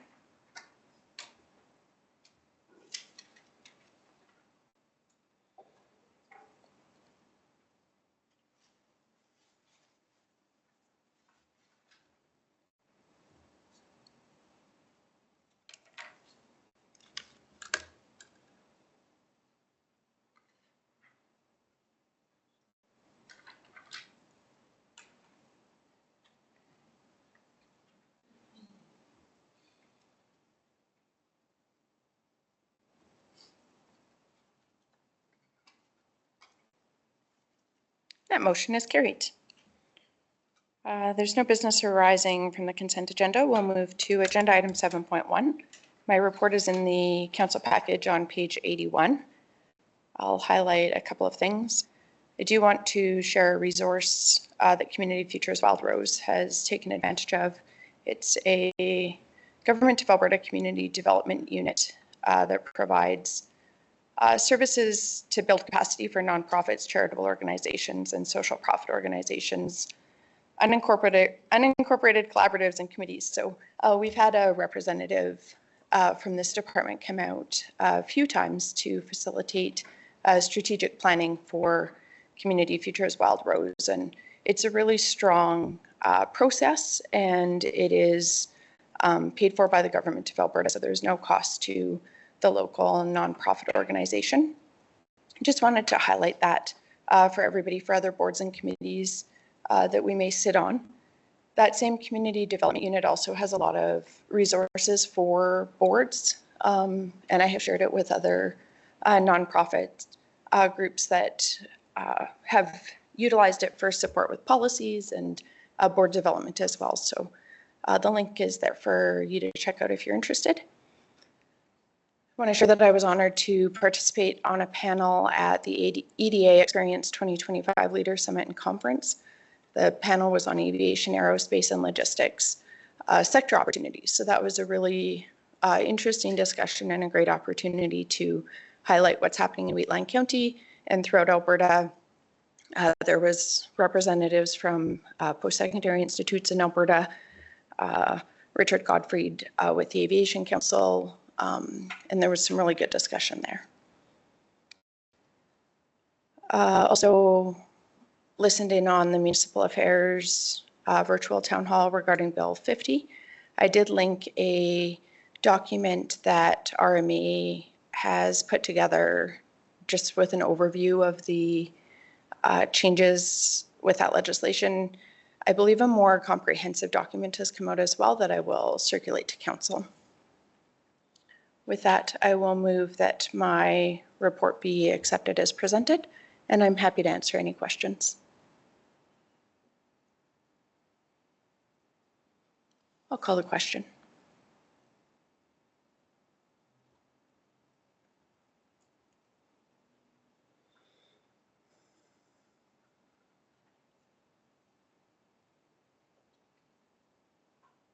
That motion is carried.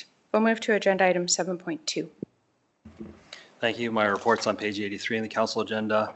April was pretty light compared to the last couple months. Drumheller District Solid Waste, we did actually complete our 2023 audit. We were a year behind, but we're marching into 2024 right away. We just had some problems with cost of auditing went up quite substantially, so we had to find somebody new and get everything brought up to speed with the new persons, but we're using the same auditor that the county uses now, so it's very streamlined and we're marching forward. Yeah, other than that, what's in here, I've had a lot of phone calls about, because we had a talk about development this morning in the area. I've had a lot of phone calls from ratepayers about development.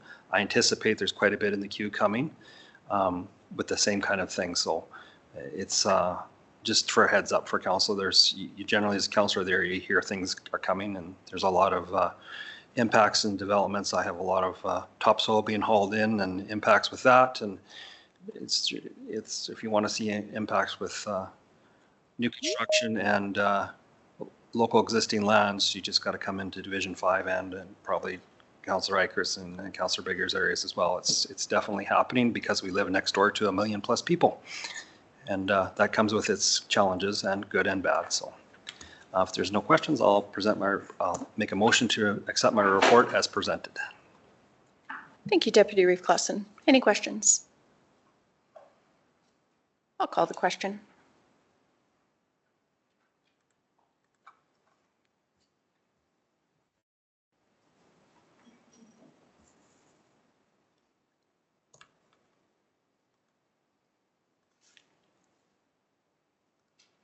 That motion is carried. We'll move to agenda item 7.3. All right, my report is on page 84 of the package.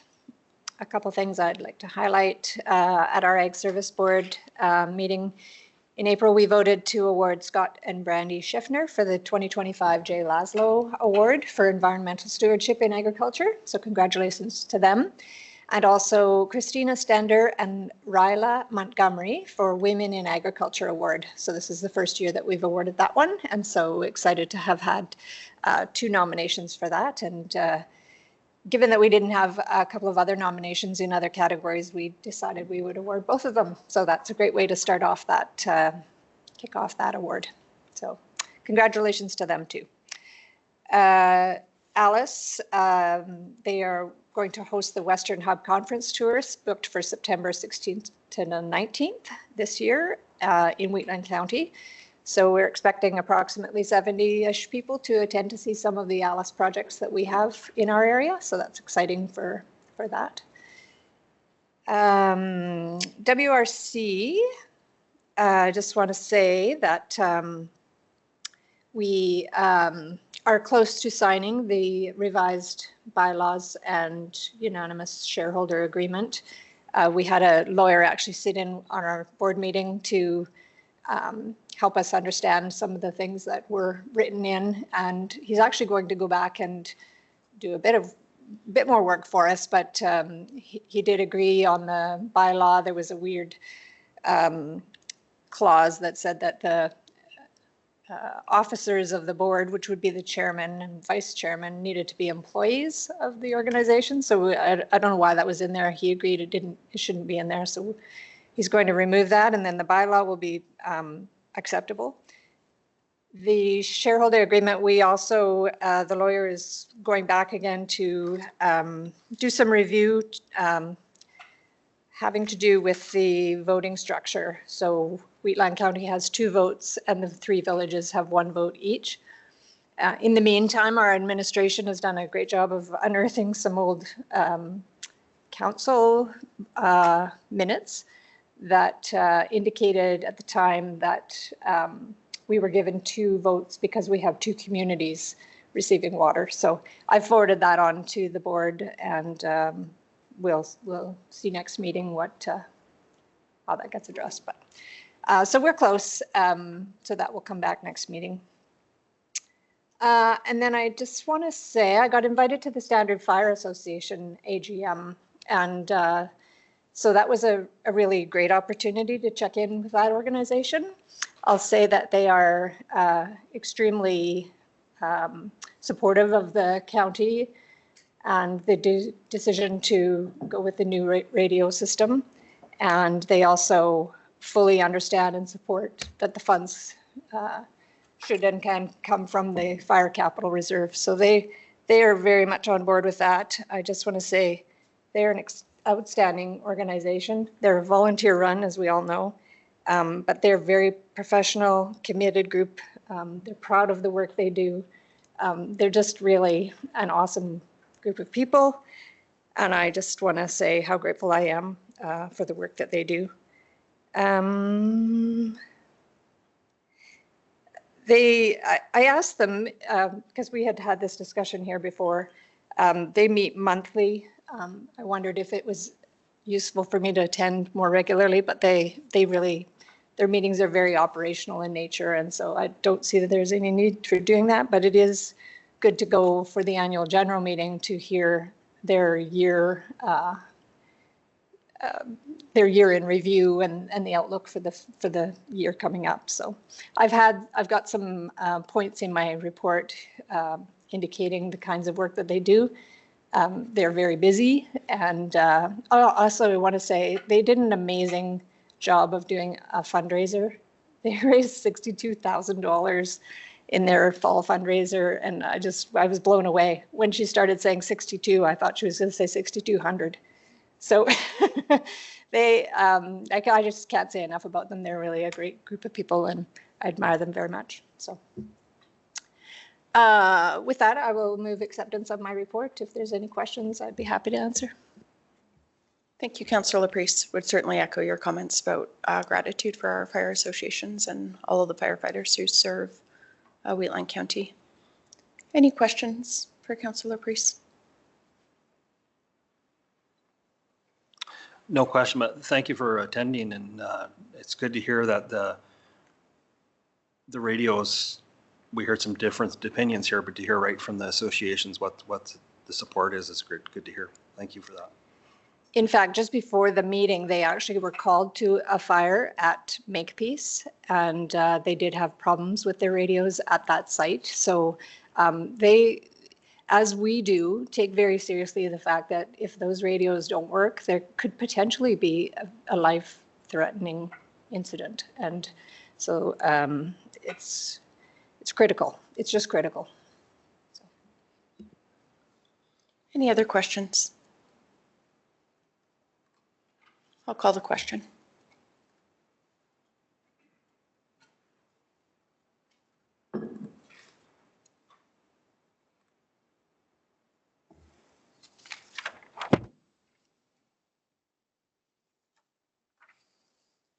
That motion is carried. We'll move to agenda item 7.4.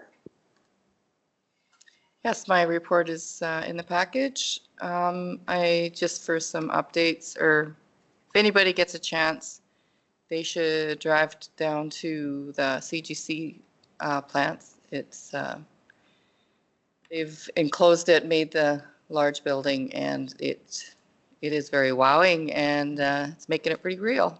They're also excited about the fact that they've gotten over their start interviewing for jobs they've advertised, and there's over 300 applicants, so they'll be starting that next month. Also, the water line is just about like very, very close to Carsan at now, so it's progressing quite nicely. Kind of making a mess, but yeah, it's getting done. And the clean, you can see where they clean up quite good after. So yeah, so take a drive down to the area. With that, I'll just move that you accept my report as presented. Thank you, Councillor Bigger. Any questions for Councillor Bigger? I'll call the question.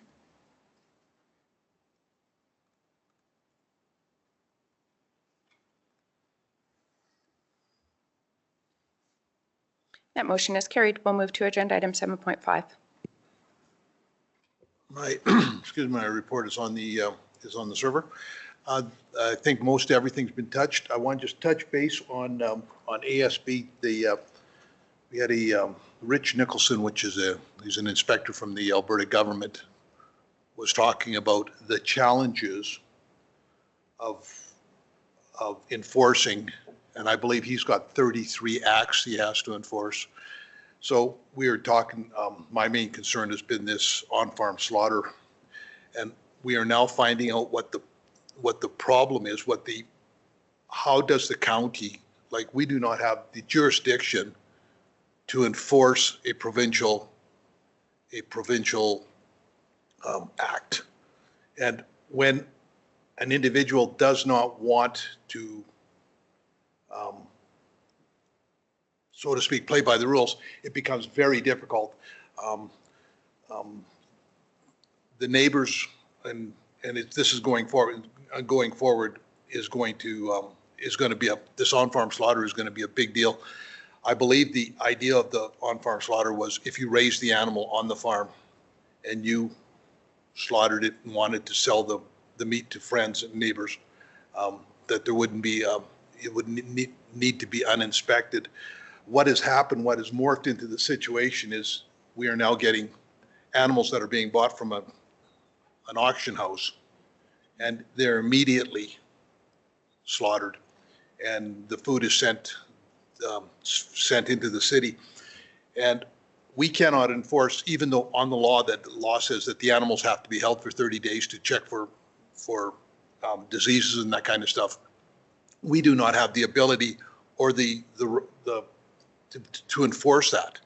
So these places are just basically just local slaughter, like they're just mobile slaughter, not mobile, but they're just passed through. So I don't know how we have to,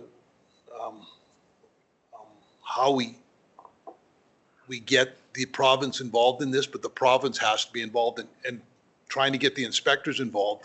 I think there's 4 or 5 inspectors in all of southern Alberta,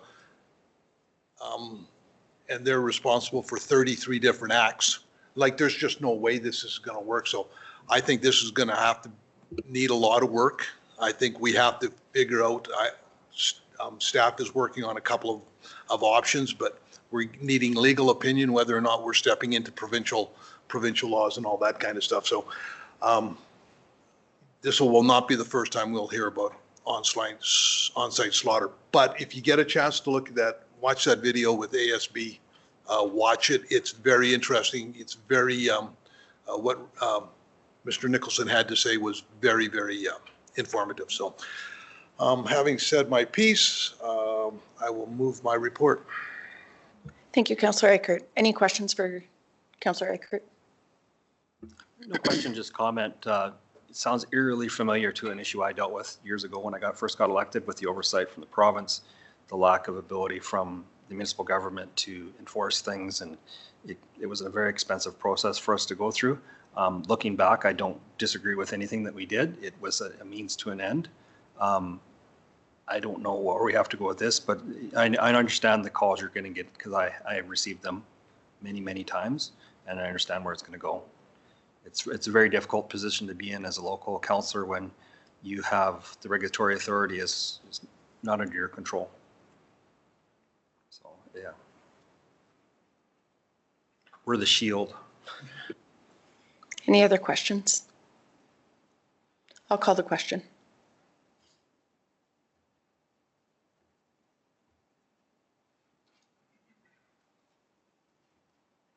That motion is carried. We'll move to agenda item 7.6.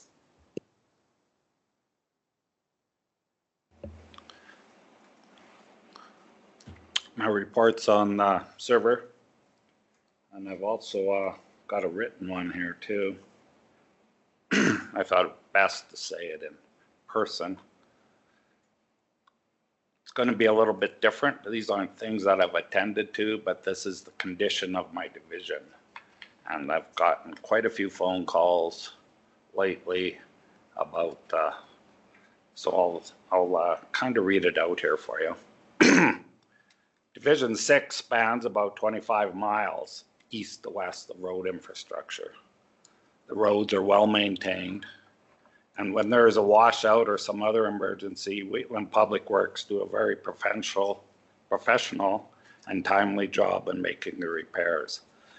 Sorry. There are two major drainage courses through Division 6, the Service Berry and the Rosebud River.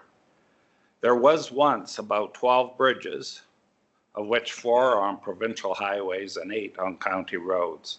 So the traveling public could travel from north to south in this area of the county. Some of these bridges have had load limits for years, which have increased, and new ones added, like the one at Rocky Ford, which has a 10-ton limit. It is east on Rural Road, Range Road 230. That one was taken out of service. So let's just go back to the Rocky Ford one, the 10-ton limit. It's a fair-sized bridge. I don't know how big the deck is. I would say 30 by 50, thereabout, 10-ton. Think about it.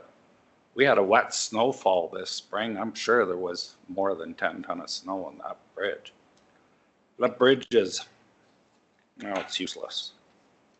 The remaining bridges vary up to, and the highest rating on the one bridge is about 50 ton, 52 ton or something, I think, Brad. The one over at McNair's, I think. I didn't talk to Brad about this. I didn't want to surprise him, and I feel a little uncomfortable, but it's in no way a slight on staff. But all these bridges in my area, they're next to useless. That is, when the area is dependent on trucks to haul product in and out or to move farm machinery for farmers can farm. While ratepayers have been waiting for these bridges to be rebuilt, some of them have been approached by some of the ratepayers have been approached by the county to put approaches in by the bridge. These approaches are needed because the grader can't go over the bridges anymore. They need someplace to turn around. So the ratepayers that are affected by not having a bridge to go across are asked to consent to have an approach put in. So it puts out a message out there, no, we're not going to fix these bridges in the near future. So I'm getting questions like, the county has spent over $40 million in reserves since 2021, but none of these dollars are fixing up the infrastructure for which it was saved. And in fact, they're watching the infrastructure deteriorate. And this has to stop. So going through our audited financial statement, I think it's in the consolidated notes, there's a section, roads, streets, walks, and lighting.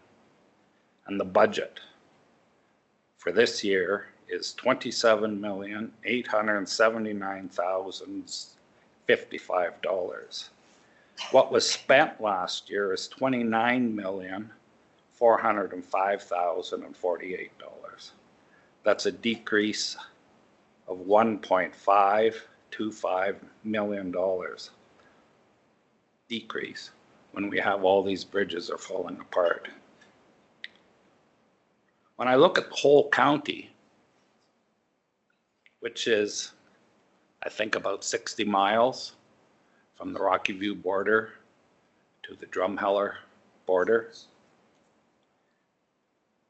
There is Highway 21, the Rocky Ford Road, Range Road 233, Highway 840, Highway 56. It's the only way you can get through the county, them 4 bridges. It's restricting the flow of traffic.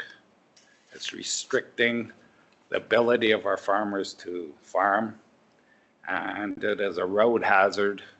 It's seeding time now, and that's when you start to get the phone calls. These guys got to go around 20 miles with these big air seeders, so there's more on the road. They got to meet each other. They got to pass. There's got to be cars. There's all kinds of horror stories you hear.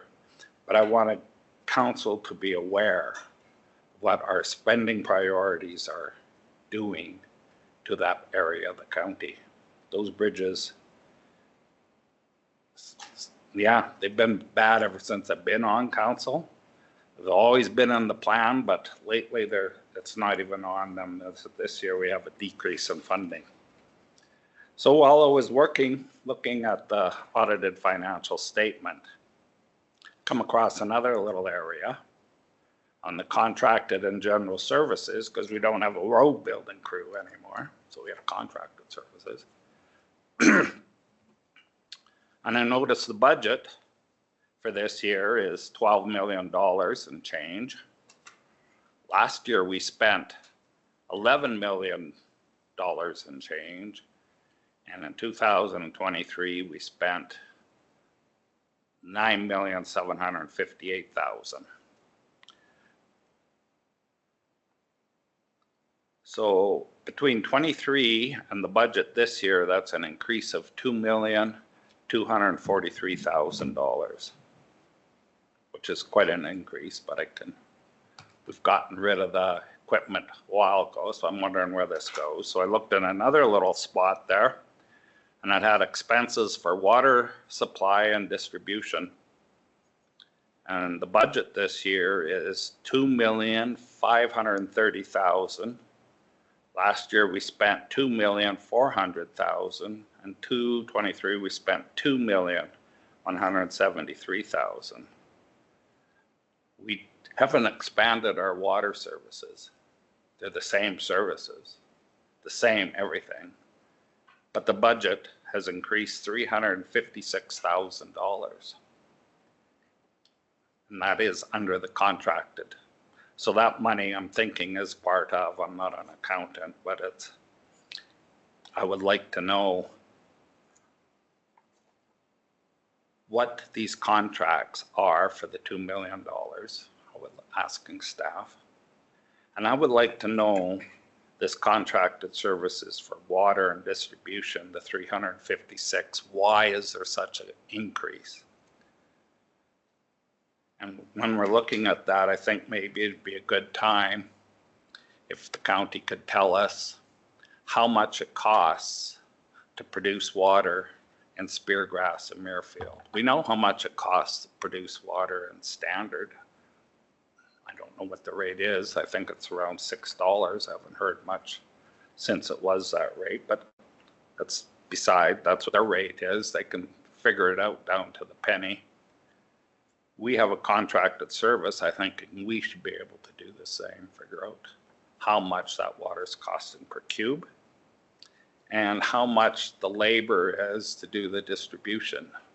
I know there's other costs, chemical, everything else, but the labor cost to do all this.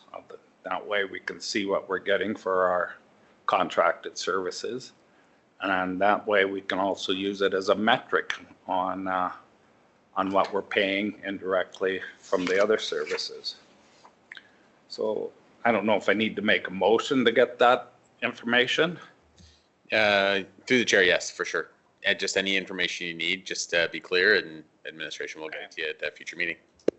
So I'd like to make a motion that staff do a little bit of research, isn't the word, clarifying what our contracted services are for the 2 million for the increase. up to the $12 million mark.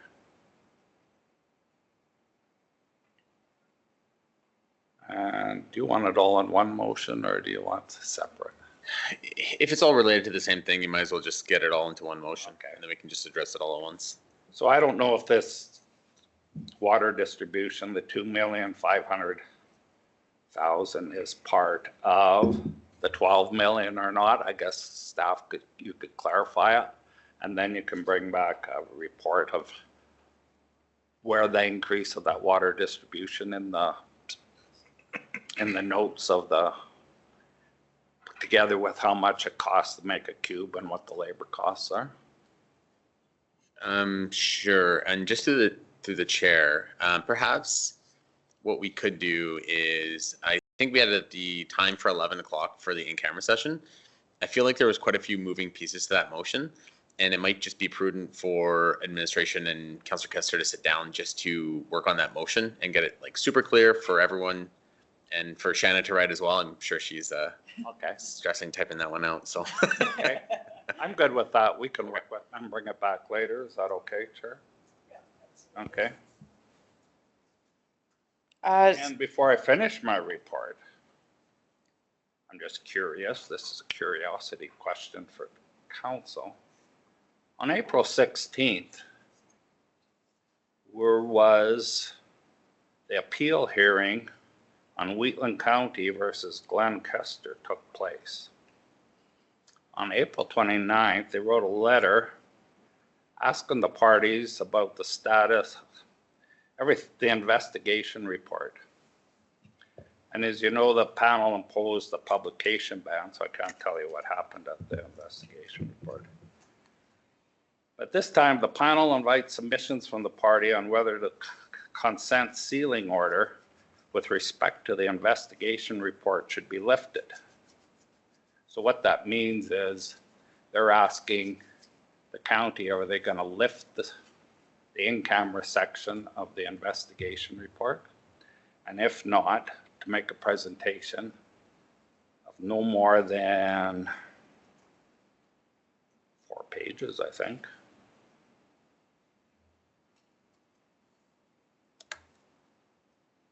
By May 16th. Or council could make a motion and lift the ban and bring that investigation part out of camera. So it all costs money. It costs me a lot of money to try and do this all. I've heard that county's lawyer is going ahead with the presentation, and I'm wondering who gave them the authority to do it, or is county just let the lawyer do it? so through the Reeve, I can address this one for sure.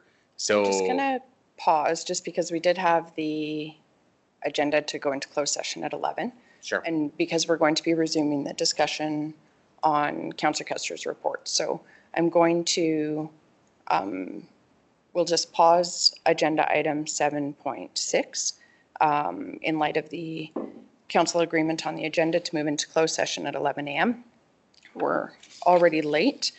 So I'm going to move us into closed session, and then we'll resume this discussion following any motions arising from that closed session discussion regarding FOIP topics 24. There's 2 sections regarding Lakes and Muirfield. So we'll address those 2 as agreed upon with the agenda approval, and then we'll resume this discussion. So I've made a motion to move us into closed session. I will call the question.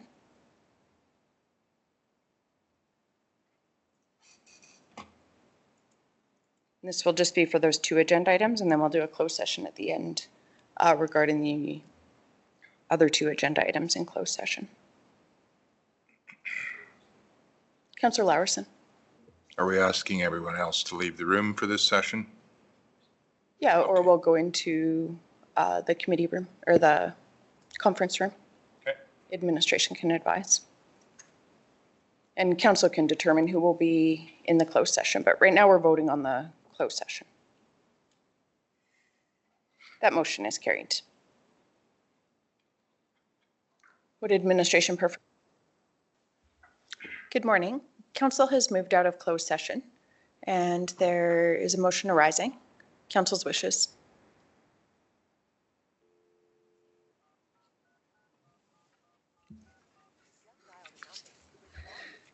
After, I have to say this, I always put the taxpayer of Wheatland County first.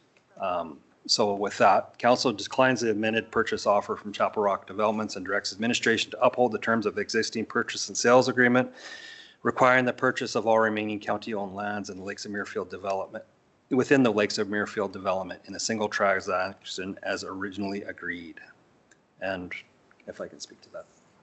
Again, when I put on my counselor hat and look at the whole safety of protecting the taxpayer, we had an agreement and want to stick to that. Deputy Reeve Clausen has a motion on the floor. Are there any questions or discussion?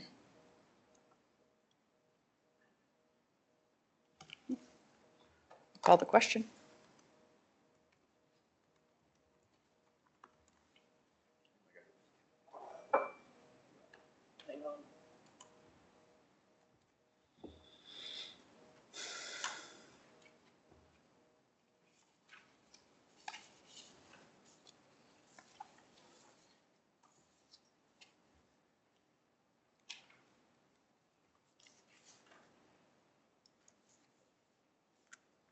That motion is carried. Just looking at the time, and we do have photos with some grant recipients. So I'm going to suggest that we break for lunch. Do we want to break until 1 or 1:15? I'm not sure how long photos might take. I'm not quite sure. I have limited details on the thing. I don't think there's as many check presentations today as there will be in 2 weeks. So let's shoot for 1 o'clock. And if that's not feasible, we can always be a little bit late. Does that work for everybody? Okay. Thank you, everybody. We'll reconvene. We'll recess until 1 p.m. Good afternoon. We'll call the meeting back to order, and we will recommence the discussion from agenda item 7.6 that we had left off for our 11 o'clock appointment. I'll open the floor to discussion.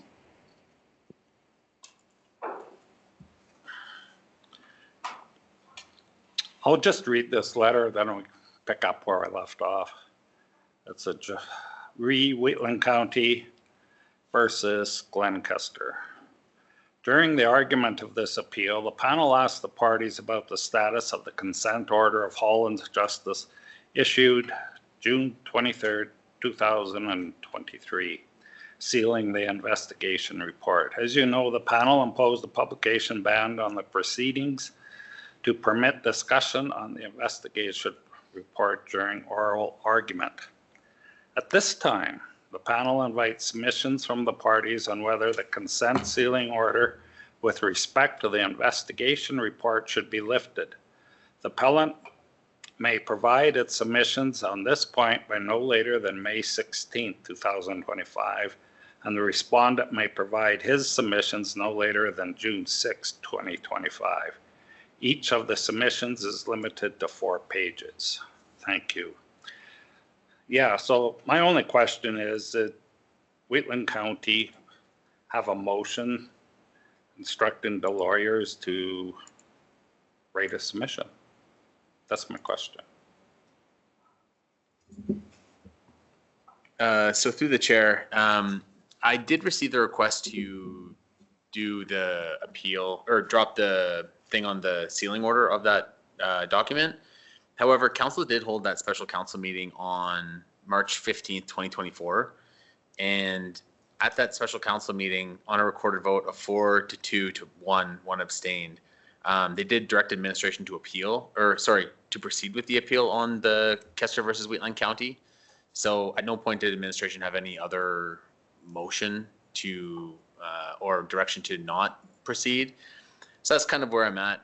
Just to also, I should have probably said this before my comments, but this item, if it is going to be discussed at council, it either should have been added as an emergent item or just brought forward to administration beforehand. Of course, administration does recognize that this is a split matter between councillor as per the vote. So it does put administration kind of in just a difficult position. Just want to make sure that's very well known. But administration does act when they do receive a resolution by council. So no matter what that resolution is or bylaw that's passed by council, administration does have to follow it. Thank you. Yeah, thanks to administration. In no way meant to pin administration down. That wasn't my intent. I thought long and hard on how I should bring this up, and it was report meeting today.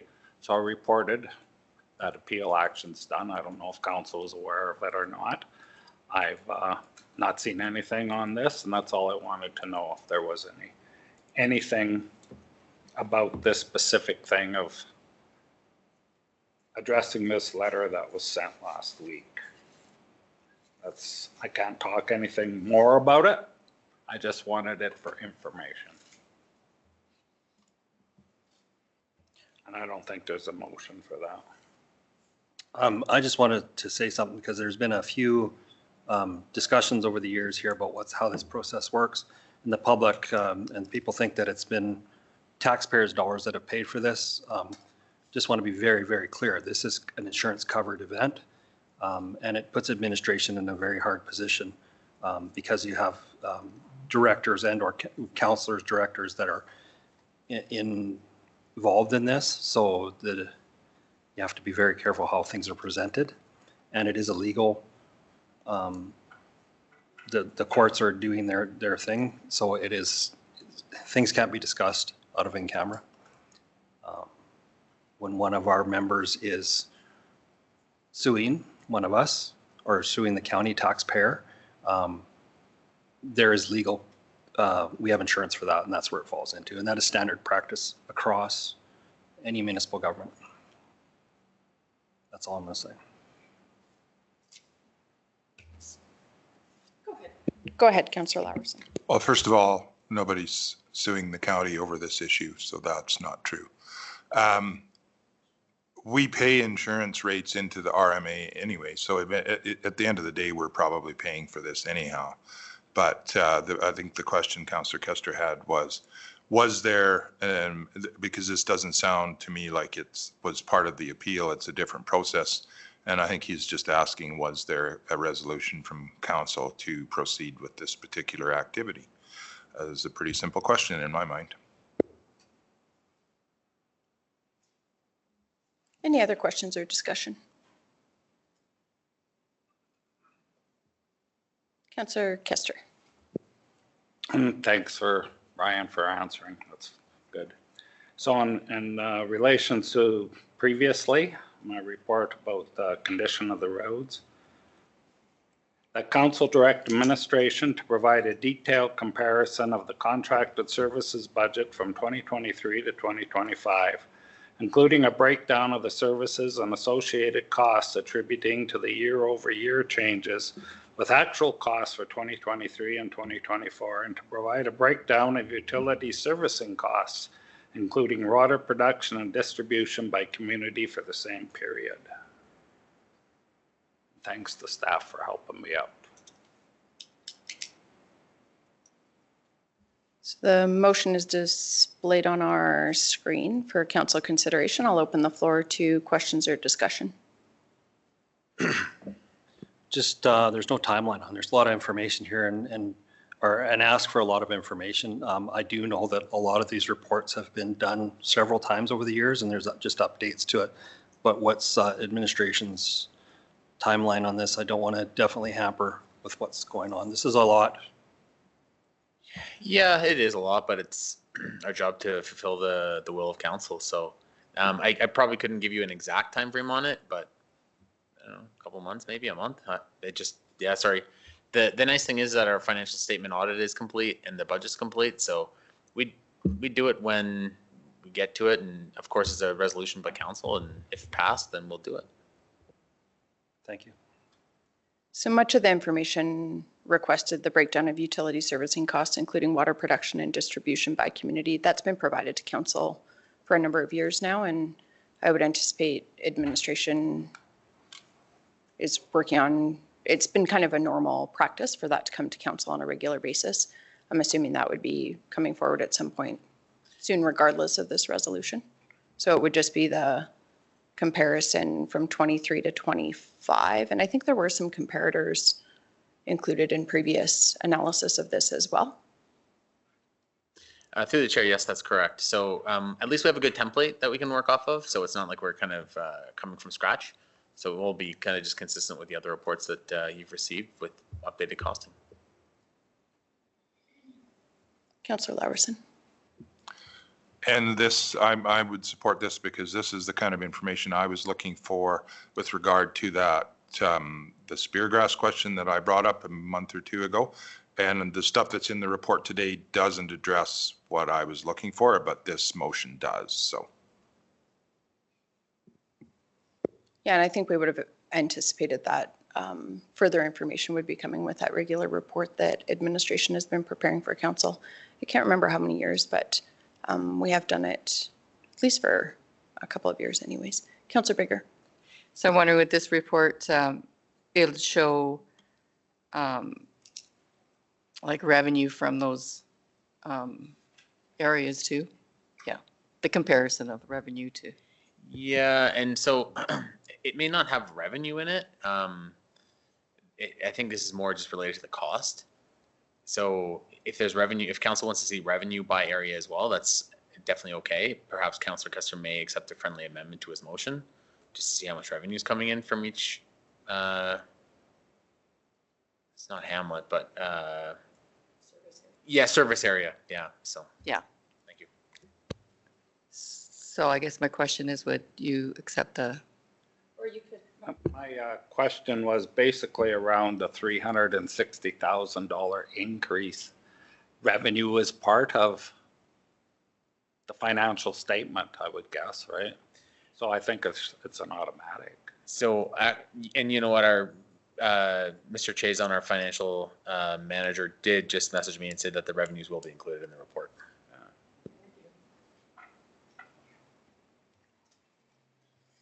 Any other questions or discussion? I do have just a couple of comments about some previous comments that Councillor Custer has made. Your comments around the condition of your division. I think that applies to the condition of the county. That's become crystal clear through the work that administration has done and presented to council.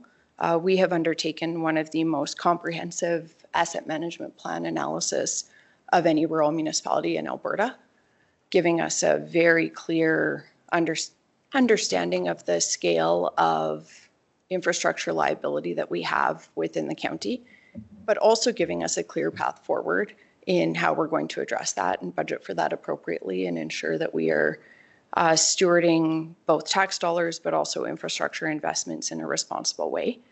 I'm incredibly grateful for the extensive work that our administration has done on that. Also, I guess I'm a bit miffed just that we approved a budget a month and 2 days ago. All of these decisions were made through an extensive engagement process with council, where an administration worked on that budget for months and months prior to presenting it to council. We clearly all agreed to $6.2 million being invested in our bridge infrastructure, in our capital projects for the upcoming year. That is a substantial increase, primarily driven by the analysis that our administration have done and the recognition that many of our bridges across the entire county are in dire need. I think we had 5 critical bridges presented to council last year that, had we not been able to address those infrastructure issues, those roads would have needed to, the bridges likely would have needed to be closed, and concurrently those roads would have needed to be closed due to access issues. We all participate in that. There's certainly been strategic investment. I think what is incredibly clear to me when I see the infrastructure liability that we have and just what's happening with our general revenues, every year we see a little bit of reduction, not every year. I think we actually saw a little bit of an increase this year, but I might be remembering wrong. But in our oil and gas revenues, we certainly know that there's pressures on that industry, both globally and from our federal government.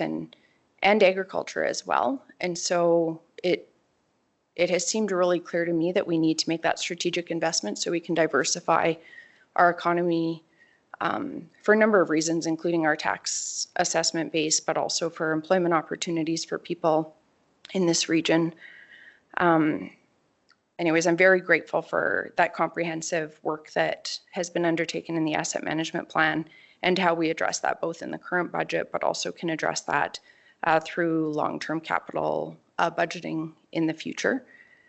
In terms of reserves, it wasn't very long ago, March 27th of 2023, that you had encouraged residents at a meeting at the Strathmore Library to encourage council to spend our reserve, which you had estimated at that time at $50 million for lodge and hospice purposes. It was very concerning to me and a number of residents at the time that that comment was made.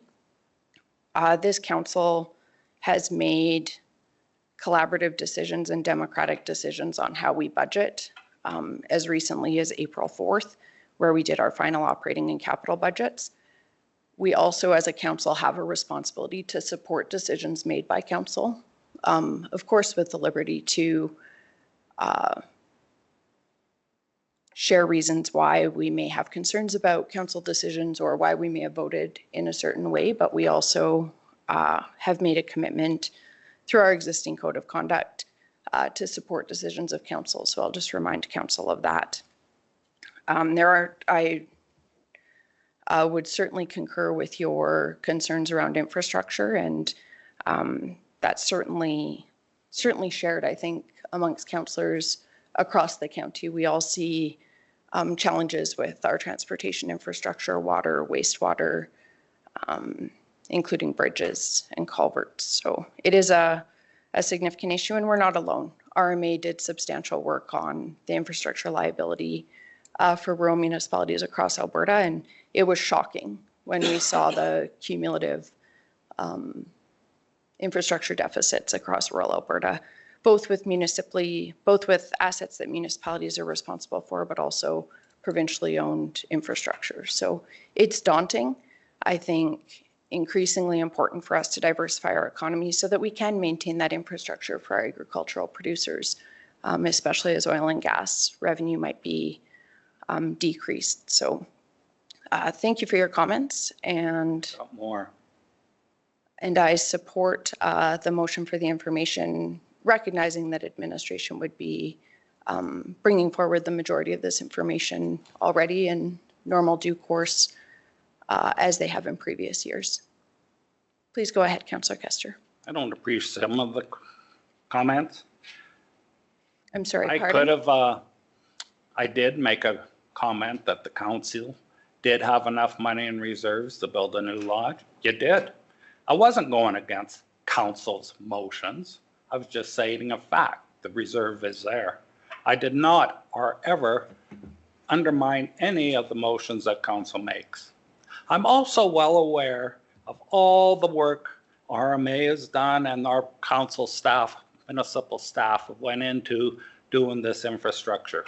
I'm also doing my due diligence.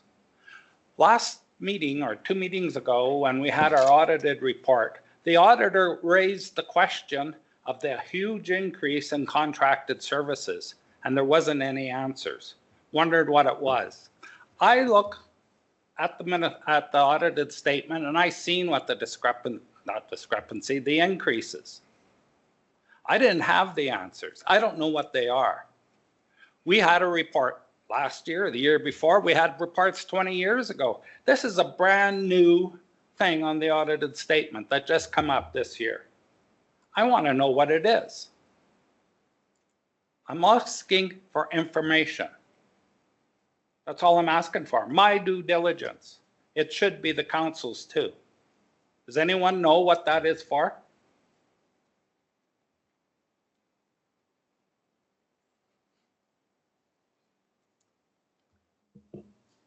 Any other questions or discussion?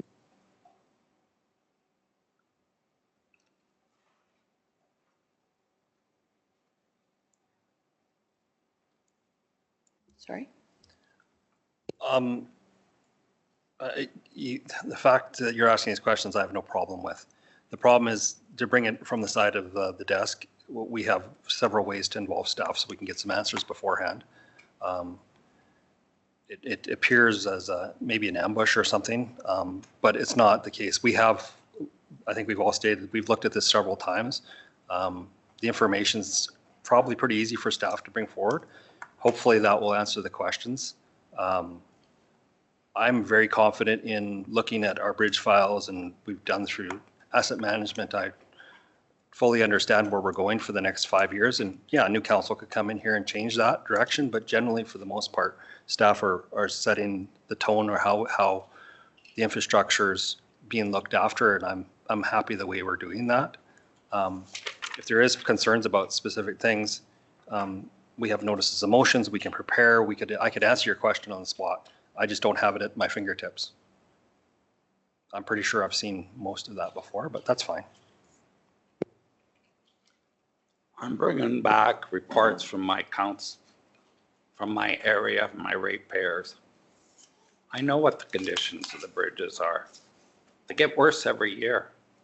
I don't have the information, and I don't think it's my place to ask staff to bring information to the table.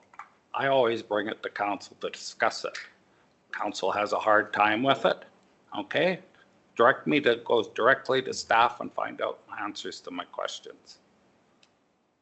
I think this is a council decision to direct staff to bring the information back into a form I can understand. I'm ready for the question. It's a simple motion. Any other questions or discussion? Councillor Kester, do you have the point in the auditor's findings regarding the contracted services? It was by voice. You'll have to listen to the report on the. Okay, thank you. And I believe I was on the phone that day, so that's what I heard on my end of the line. Questions about the contracted services. Any other questions or discussion?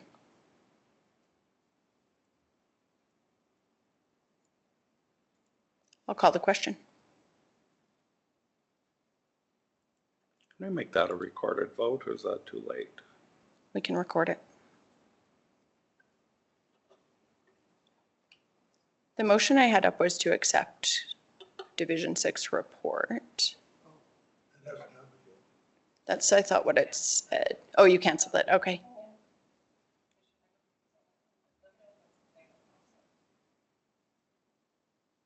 It still says Division 6 Councillor report. Oh, but we're voting on the motion that's there. Okay, perfect. Thank you for the clarification.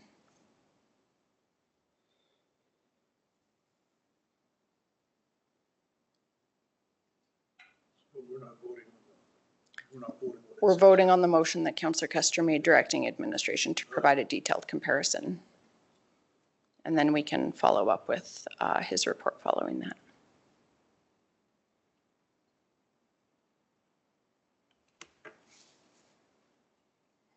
Detailed comparison was not mentioned in my motion.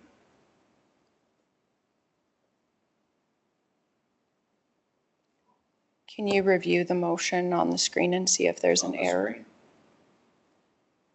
That includes the words detailed comparison, Councillor Kester.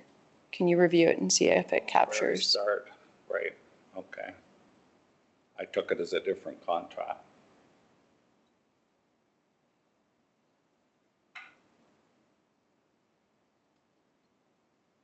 So the motion is accurate? Yep.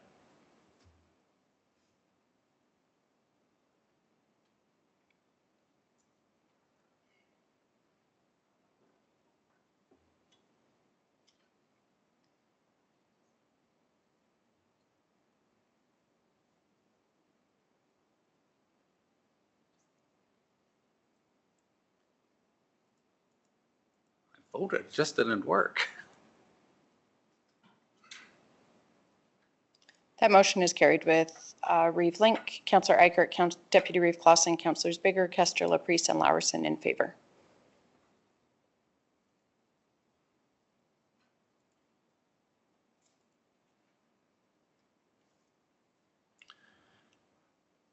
The Trump Council direct administration to provide a report on the current bridge restrictions in Division 6 and 7, including the location and load ratings of the restricted bridges, and to identify provincial remedies to or upgrade options to increase the load capacity where feasible.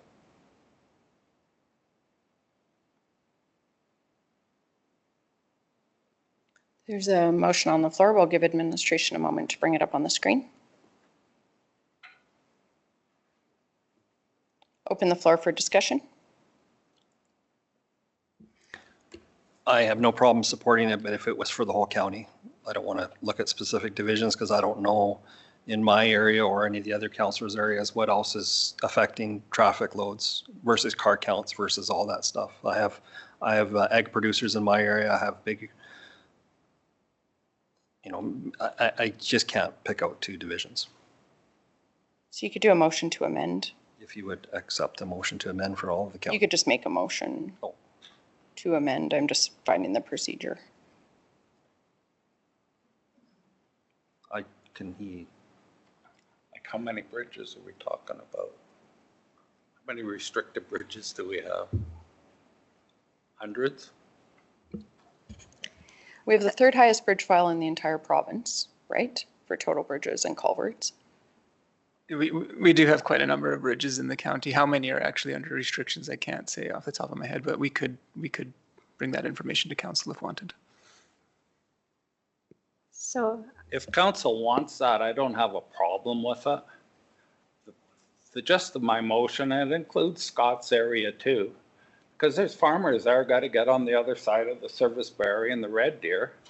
It's the same system because I go over right to the Rocky View, and yeah, that's just the way the lines are. But these bridges are hampering traffic routes. Like I got 5 bridges in 60 miles to get from here to the #1 highway. If you want to do the whole county, okay, I don't have a problem, but this is basically when a ratepayer can't use a bridge and they have to go 10 or 15 miles one way, get across the bridge and then come back. That is a direct impact. The roads just aren't there. Or if you got yeah, I'll be in favor of it. That's what council wants. I think it's a lot of work. But I think it would be important to do it countywide, just because if you have a report showing certain deficiencies in Division 6 and 7, but you don't know what's in 1 and 5, then it skews everybody's, an understanding of the situation in the county. So I think we should include all divisions. I know we're asking a lot of administration, but given the asset management work that we've done, hopefully this information will be reasonably easy to find. Yeah, I have ag producers in my area that go all the way as far as Calgary and then drive out to Division 6 to do seeding, like they're doing it right now. Maybe this will come that we have a map that we can show them what's available if they need to go to different spots. So it's clear, so they're not trying to, I just had 3 guys by my place the other day and there's road construction and they had to make a tight corner. They didn't know. They had a pilot truck at least. I saw them coming and I'm like, hey, do you guys know this road's really soft? It's just, there's things going on and maybe we can use it as an education tool as well. I'm okay. So as long as there's unanimous consent, we could amend the motion to include bridges throughout the county or bridge Yeah. restrictions. What I'm thinking is that if the council is amenable, all council members are amenable to it, you could just delete the current bridge restrictions, comma, including, and just take out in Division 6 and 7, because that would encompass the whole county. It might just be easy enough to, just delete those. Makes a lot more sense than 5 to do that substantive of work on a limited area of the county.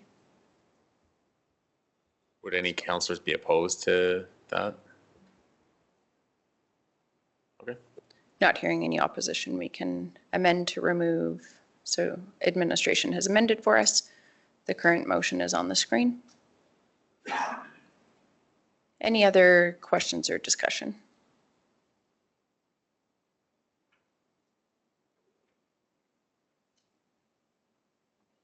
I'll call the question.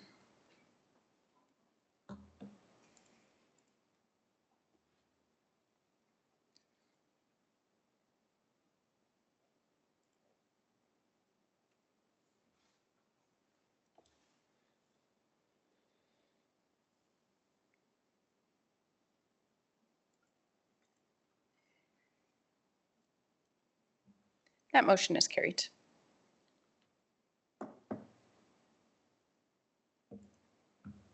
And I'll make a motion to accept my report if there's any questions. Thank you, Councillor Custer. Any questions? Yeah, on April 11th and 12th, you had a strategic planning with Wheatland Housing Management Board. Did you guys use Community Futures and their free strategic planning stuff that was brought to our attention by ReedLink? No, we didn't. Previous two strategic plans that Wheatland Housing Management Body had, Wild Rose actually did do those strategic plans, and we did pay for those plans. We asked them this time to do a plan for us, and they said it was out of their capacity. So we just went to tender. And we hired, and that report will be coming as soon as the board accepts it. But Wild Rose were asked to do it, and they said they didn't have the capacity to do it this time.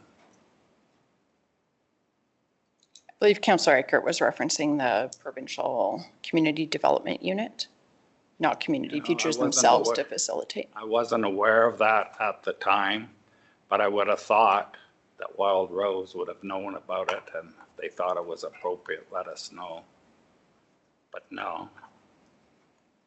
And for all I know, Wild Rose could have used that resource when they did our previous strat plans.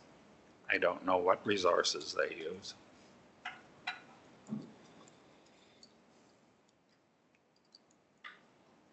Yeah, Community Futures does not use the Government of Alberta Community Development Unit. We do have federally mandated targets to complete. I forget what the KPI is off the top of my head. It might be 4 community strategic plans. And can't speak to administration's decision about taking on the Housing Board one. I believe I have reported on the Community Development Unit previously to Council, but we'll ensure to try and do that just so it's at the forefront of our mind. It was phenomenal facilitation. Any other questions or discussion?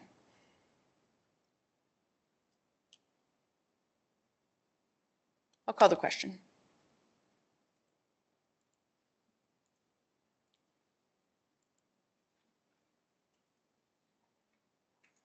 That motion is carried. We'll move to agenda item 7.7. Okay, everything pretty much has been discussed. Everything has been pretty much discussed other than I went to the Dallam Fire Department AGM, and I'm not saying Standard didn't say what you said, but certainly in the written correspondence we've had with them and with the other associations, that would not be consistent with what we've received, but they may well have changed their mind. And I've had the same issues brought to me that were brought after I put my report in about bridge restrictions,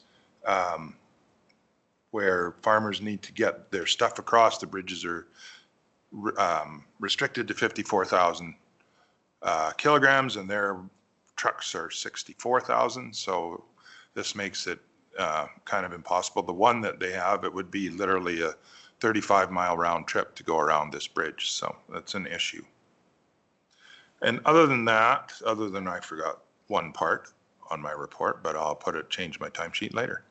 I'll move my report be accepted. Thank you, Councillor Larson. Any questions? I'll call the question.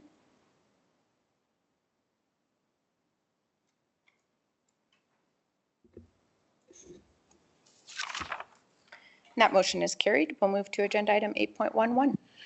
Good afternoon, Council. Brian from Administration. On page 108 of your agenda package is the CAO monthly report for April 2025.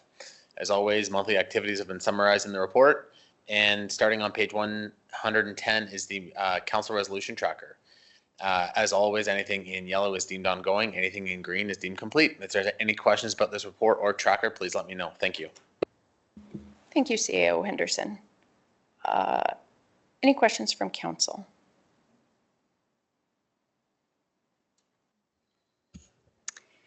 I'll move that council accepts the April 2025 Chief Administrative Officer report as information. Thank you, Councillor Laprise. Any questions or discussion? I'll call the question.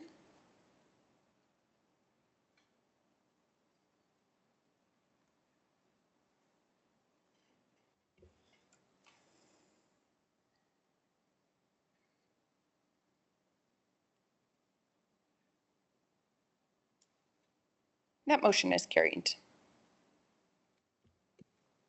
I'll move that council accepts the May 6, 2025 council resolution tracker as information. Thank you, Councillor Eckert. Any questions or discussion? I'll call the question.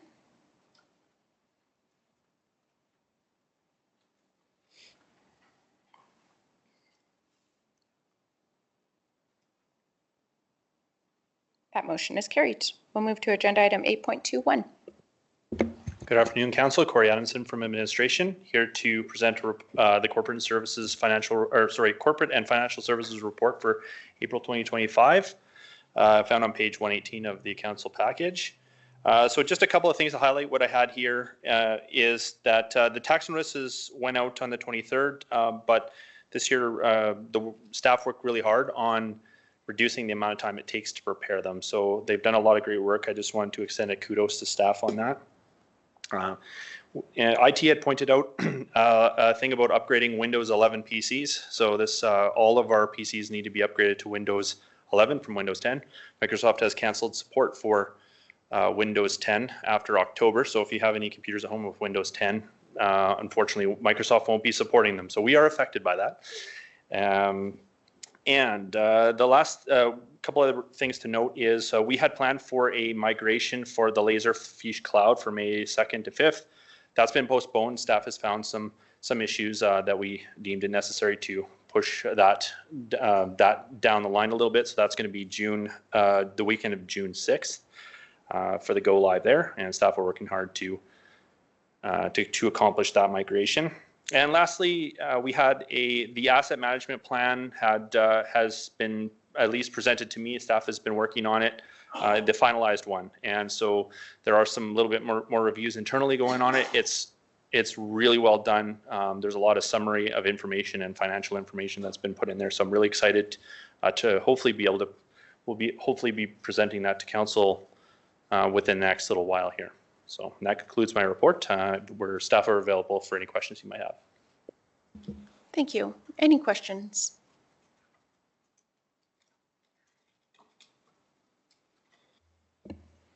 I move that council accepts the corporate and financial services report for April 2025 as information.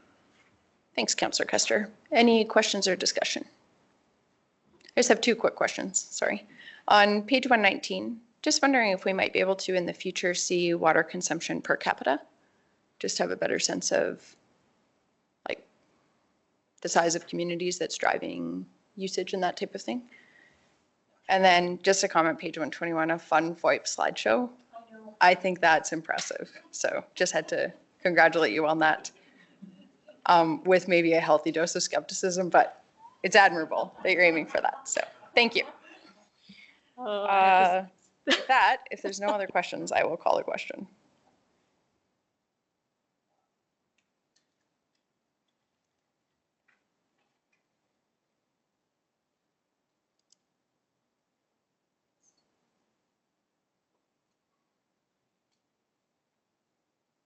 That motion is carried. We'll move to agenda item 8.31.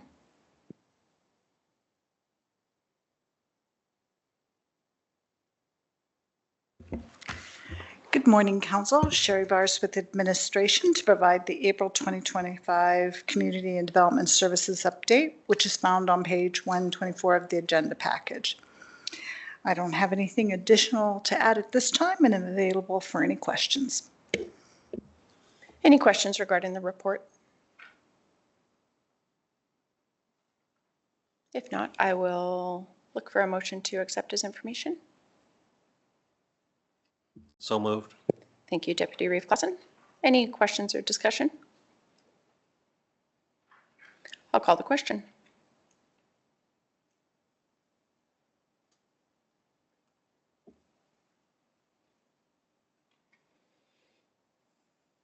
That motion is carried.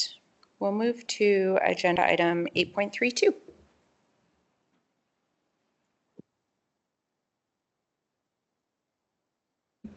Good morning, everybody. I'm just coming to bring to you the library funding RFD. We do it annually. We've done it every year since I've been here, and I went through the process like I usually do. I don't have anything else to add, but I'm here for questions if you need me. Thank you. Any questions? Just looking at the card holders, and it's hard to see that there's 1,300 in Strathmore. We have all these other libraries out there. But that's just the way it is. Just seems odd to me. But we do have the heaviest population, I guess, on this side. So Some of it could relate to hours and things like that as well. I haven't looked at a comparison recently, but I know when I sat on Marigold and just at some point I looked, I think Strathmore has longer hours and maybe more days open than some of the other libraries, more comprehensive services and offerings as well, just because of the total number of card holders they have. Yeah, and programs like Councillor Bigger said. I do know they're very diligent in gathering data and reporting that. They do a really good job. Any other questions? Councillor Kester. Back when we started this policy or this commitment, card holders actually paid a fee. They're free now. And I know on Rocky Ford, everybody's a member. They don't have a fee. They don't have a card even, I don't think. They just go in the library. There's been talk that maybe they should go around to everybody and get a card signed out because it's $15 a card. I'm beginning to wonder, is it a worthwhile line item on this? Is it really dependent by card holders, or is it by the population that live around the said library? I can't speak to all libraries, but I know, I think I actually need to renew ours.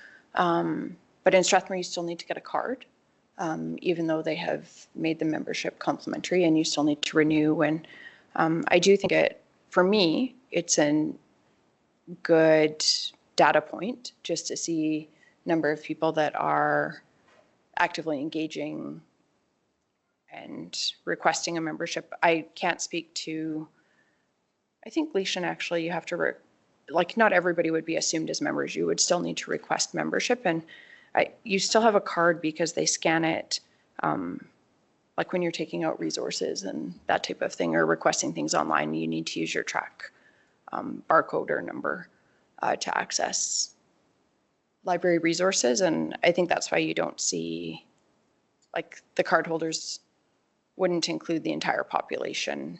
It would just be folks who have actively requested cards. Please correct me if that's different in any other. Yeah.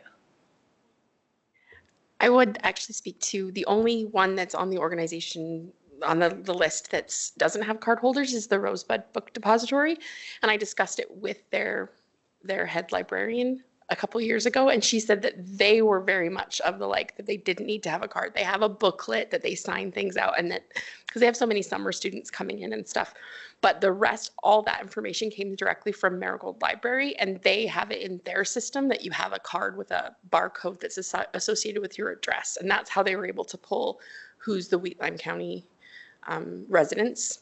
So like I have a library card in the town of Strathmore and they don't count mine towards Strathmore. It's just Wheatland County residents who have cards that they're sending me the numbers for. Thank you for that. Thank you for that clarification. Any other questions regarding the RFD?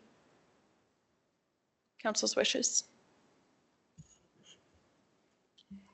I'll move that council direct staff to forward contributions totaling $49,425 to the libraries located within Wheatland County as indicated in this request for decision, subject to continual operation as a library in 2025. Further, that the contributions be funded from the library reserve. Thank you, Councillor Bigger. Any discussion? I'll call the question.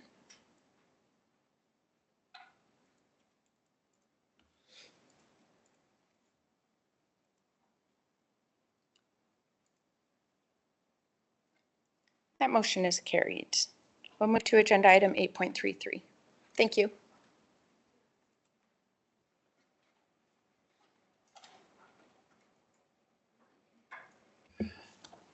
Good afternoon, Council. Dave from Administration and Community Services.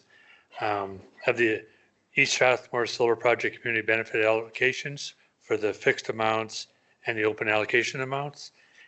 And I've included in this RFD in Table 1 all of the applications that we received for Council's information, and Table 2 shows the recommendations for the open allocation funding. And I'm available for any questions. Thank you. Council's wishes.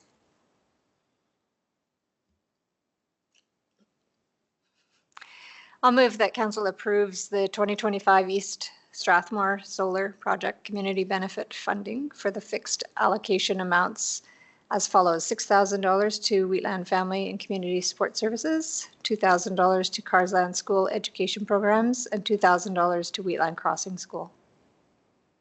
Thank you, Councillor Laprise. Any questions or discussion on the motion?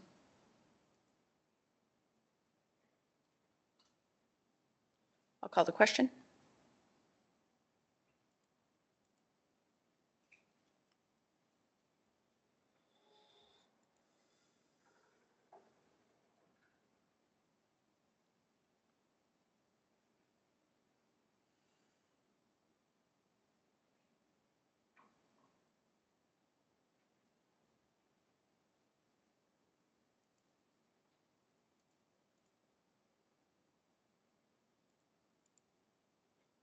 That motion is carried. I move that council approves the 2025 East Strathmore Solar Project Community Benefit Funding open allocations for $10,000 as recommended by the Elemental Energy representatives and administration. Thank you, Councillor Bigger. Any questions or discussion?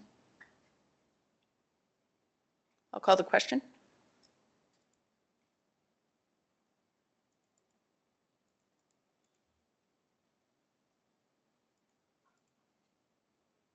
That motion is carried. We'll move to agenda item 8.34.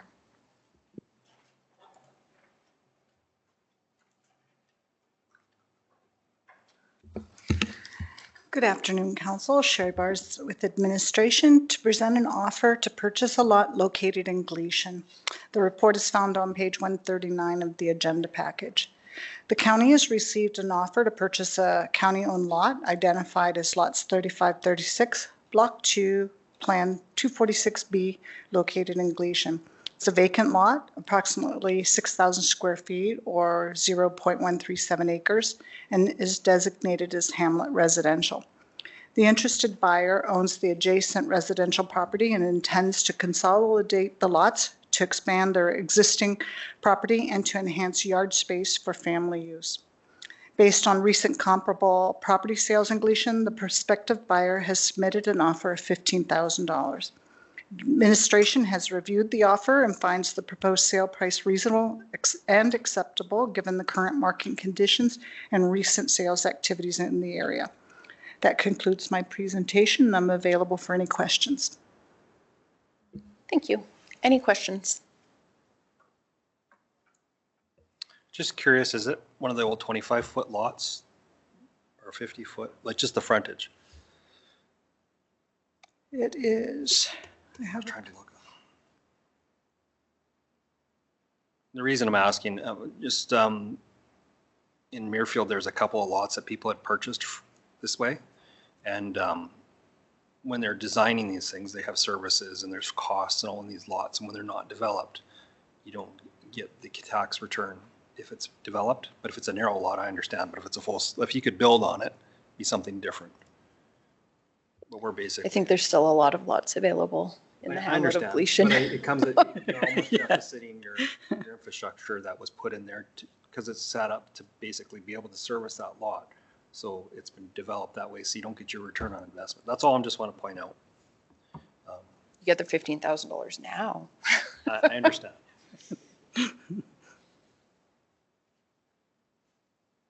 Yeah, I definitely see your point, and would certainly be more concerned about that if we didn't have a significant number of lots still available that are utilizing servicing and could optimize that investment.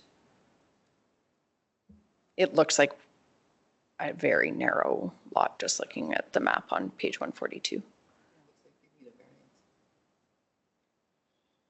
Any other questions?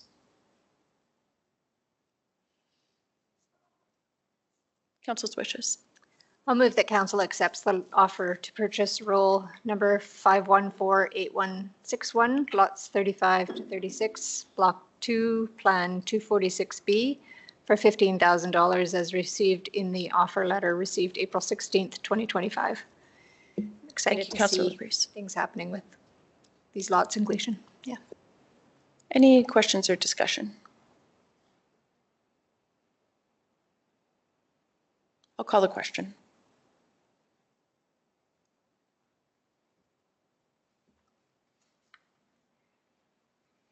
That motion is carried. We'll move to agenda item 8.41.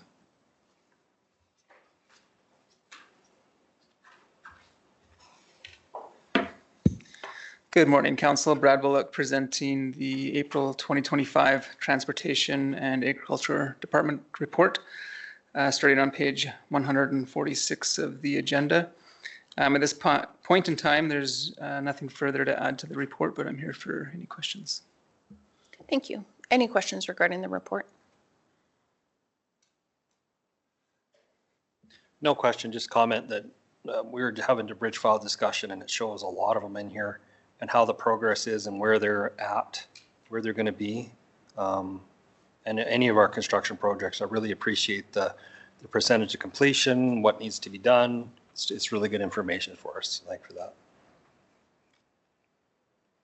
Yeah, certainly I would echo that appreciation for the comprehensiveness of the reporting and the depth of detail for each capital project. Absolutely. It's a tremendous amount of work and we appreciate it. Thank you. And with that, I will move that council accepts the April 2025 Transportation and Agricultural Department report as information. Thank you, Deputy Reeve-Clausen. Any further discussion? Councillor Kester. I just want to thank staff for that culvert on the 270. It is a very nice job. The crew was very good. Cleaned up. Just waiting for the fence. Thanks a lot. That's my culvert. Thank you, Councillor Kester.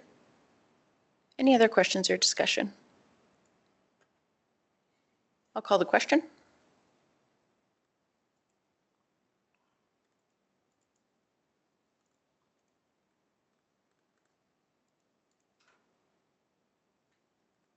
That motion is carried. We'll move to agenda item 8.42.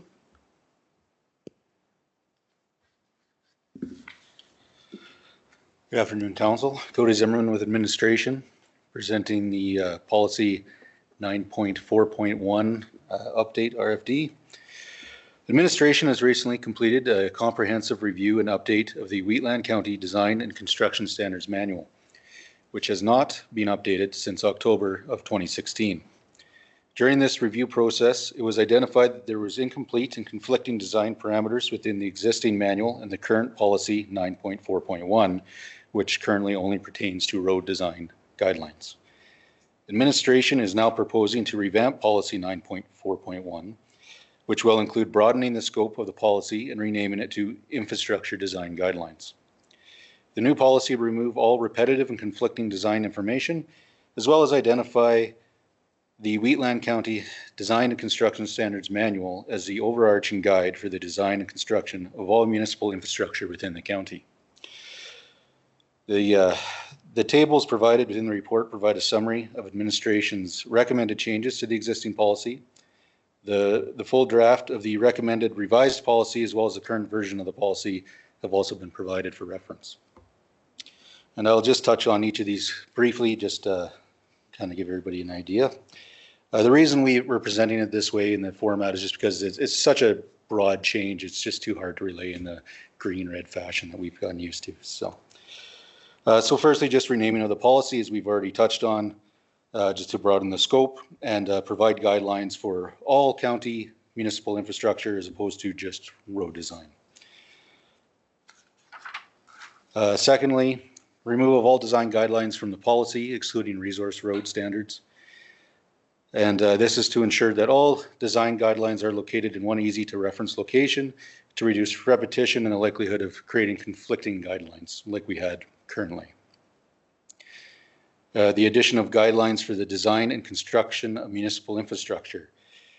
So specifically, this provides increased clarity and direction in that it details the need to adhere to the Design and Construction Standards Manual, as well as other relevant bylaws, plans, and policies. Outlines the requirement for the municipal agreements, fees, securities, or other approvals as required by the county. Details that the GM will have the authority to approve variances to the standards, so long as the variations do not contravene or contradict other bylaws, regulations, policies, or municipal agreements, and grants the CAO the authority to approve updates to the Design and Construction Standards Manual from time to time as required. And then finally, the resource road guidelines. So this policy seeks to reinstate resource road guidelines. The current policy, these guidelines were revoked previously. However, it was noted that resource roads were still the responsibility of those who constructed them originally. The proposed change will allow the development of this road standard again, but only at the discretion of the general manager and only to access small oil and gas facilities or for maintenance access to energy facilities. The standard will not be included in the Design and Construction Standards Manual, as it is only available for the specific uses noted. As oil and gas facility and energy facility development has increased within the county in recent years, there has been an increased desire to construct this road standard. Current county policy notes that the low volume road standard is the current minimum standard to which these roads must be constructed. And due to the high costs involved, companies are opting to construct roadways to a resource road standard on private lands adjacent to county right-of-ways. This leads to usable agricultural lands being taken out of production and county right-of-ways remaining unutilized. Additionally, it creates greater opportunity for trespass and increased conflict amongst landowners who may seek to utilize these roads for access to agricultural lands.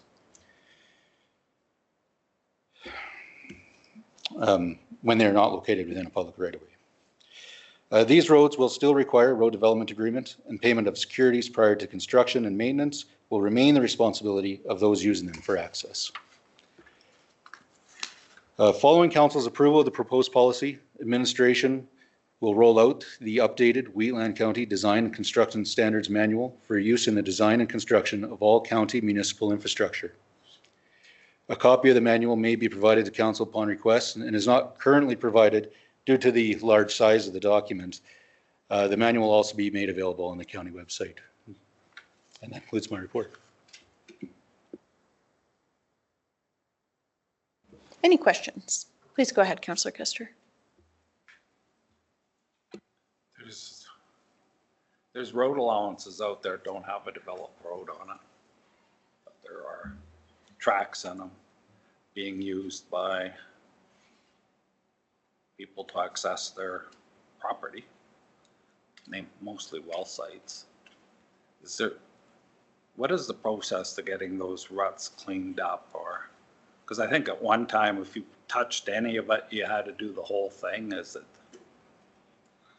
Yeah, through the chair. So I guess there's a couple different scenarios there. So if it's an undeveloped right of way and it's being used for access at all, if they just want to go in and blade out ruts or fill some ruts, there's really no requirement to that other than an access to work agreement. The big thing comes if you want to do improvements to the right of way or gravel the right of way, that's when that policy kicks in that you have to upgrade it.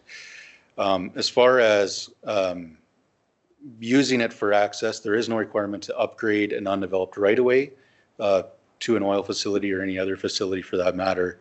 Unless the person utilizing it so desires that. And so usually what happens is any of these well sites where they're just kind of going in there once a month or something, they're not going to build a road to it. And, they probably have a pipeline coming from it or something. If they're trucking oil out of there constantly with tankers and there's no plan for a pipeline in the immediate future, then that's typically where they want to build an access road to that facility. And then this is kind of the situation where we've ended up with, okay, well, now you need to upgrade this to that minimum standard. And they're saying it's too costly. We're going to opt to go on private land so we can build whatever standard we want and it doesn't cost us as much. And in some cases, they're quite well-built roads. And they, unfortunately, it's like, oh, if that would have been in our right of way, that would have been great for everybody to use it. And now it's just for the benefit of that oil company and that one landowner. So, I mean, I think it's in everybody's benefit to see these put back in the right of way where they can be put in the right of way. And it will just eliminate conflicts in the future overall. Yeah, so I don't, per se, have a problem with them driving the right of way. It's just when it comes to a water course or a flood, and then it washes out, got nothing to blade in there. Then you have to haul something in there. And then it's washing into the neighbors and stuff. Is there any, they could just go ahead and do it? I know that's what they do now. Through the chair, we again, it depends. If they would come and get an access and work agreement, we would most likely approve them to do work where it's not impacting a wetland or a natural drainage course. The county has gone in and put in smaller culverts and things through drainage courses to allow access to agricultural lands and oil and gas facilities, if required. There's not a ton of them, but we do it. We've also had landowners contact us and say, there's a really bad spot that's punching out. It's a real bad mud hole in here. We need this to get our V trains and things in. And we will go in and we will pit run that or, make it a little better for them to access, as long as it's not a huge amount of work, as in costing lots and lots of money to do it. So there are exceptions there, and we do try and maintain access where people are regularly using those undeveloped right-of-ways. Thanks for that. I guess the important thing is just get them to phone you and ask you the question. Yeah, absolutely. I mean, we're happy to go and meet with landowners and take a look and improve things where we can. Thanks. Thank you so much. Any other questions regarding the revised policy?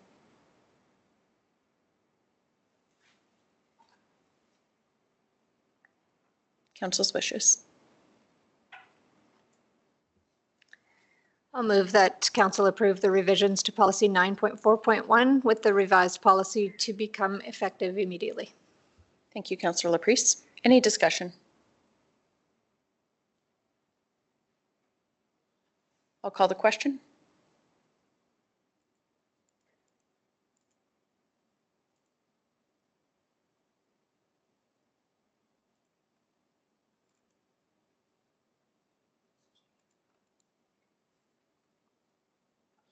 That motion is carried. Just want to thank you for the extensive work that this required to update this, but really appreciate the alignment and just fixing some of the issues that were in the pre-existing documents. So thank you very much. We appreciate it. And the motion is carried. I don't know if I said that. Let's move to agenda item 8.43. Hello again, Council. Cody Zimmerman with administration again. Presenting the Public Works Yard Salt Shed Budget Amendment. As part of the 2025 capital budget approval, Council approved the construction of a new salt and sand storage building at the main Public Works yard. The new building will replace the current structure, which is at end of life. The current approved budget for the project is $2,150,000. A pre-engineered steel structure measuring 100 feet by 202.5 feet on an 8-foot tall concrete foundation was selected to meet the county's needs and was the most cost-effective option of those considered. In anticipation of the potential tariffs and increased cost implications, administration proceeded with pre-ordering the steel building, and it is set to be delivered mid-May.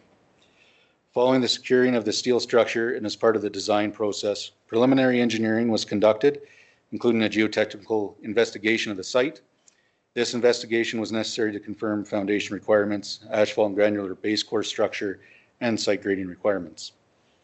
A third-party consultant who was also retained by the county to conduct a peer review of all design elements, ensuring that the minimum standards were being met along with the county's needs.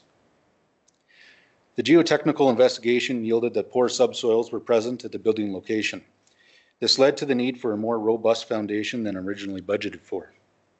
Changes included increasing wall thickness, setting the wall deeper in the ground, larger pile sizing, and the installation of reinforced concrete grade beams, as well as larger buttresses to resist the lateral loading. A more detailed breakdown has been provided within the table, within the report. As well, a breakdown of the current anticipated costs for the project have been provided within the table. Administration is recommending that an additional $225,000 be added to the current budget to account for the increased foundation costs and to provide adequate contingency for potential unforeseen conditions and price fluctuations, bringing the revised project budget to $2,375,000. The increased cost of this project is not expected to affect the overall approved 2025 municipal budget, as several other projects tendered to date have attracted bids below the original estimates and budgeted amounts. For example, following tender and construction contract award, the Township 250 reconstruction project is projected to cost roughly $1.5 million less than originally budgeted. And that concludes my report, and I'm here for any questions. Thank you. Thank you. Any questions? Council's wishes.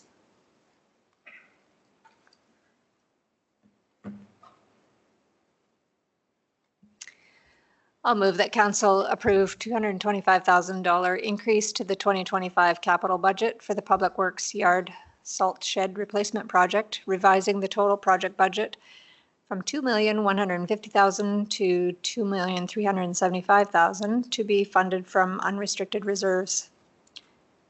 I am happy to hear that we have excess surplus funds from other projects that will cover this, so that's good news.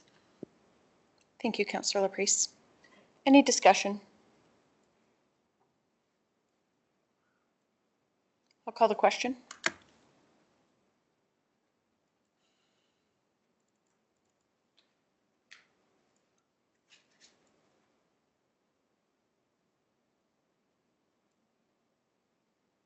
That motion is carried. We'll move to agenda item 8.44. Thank you.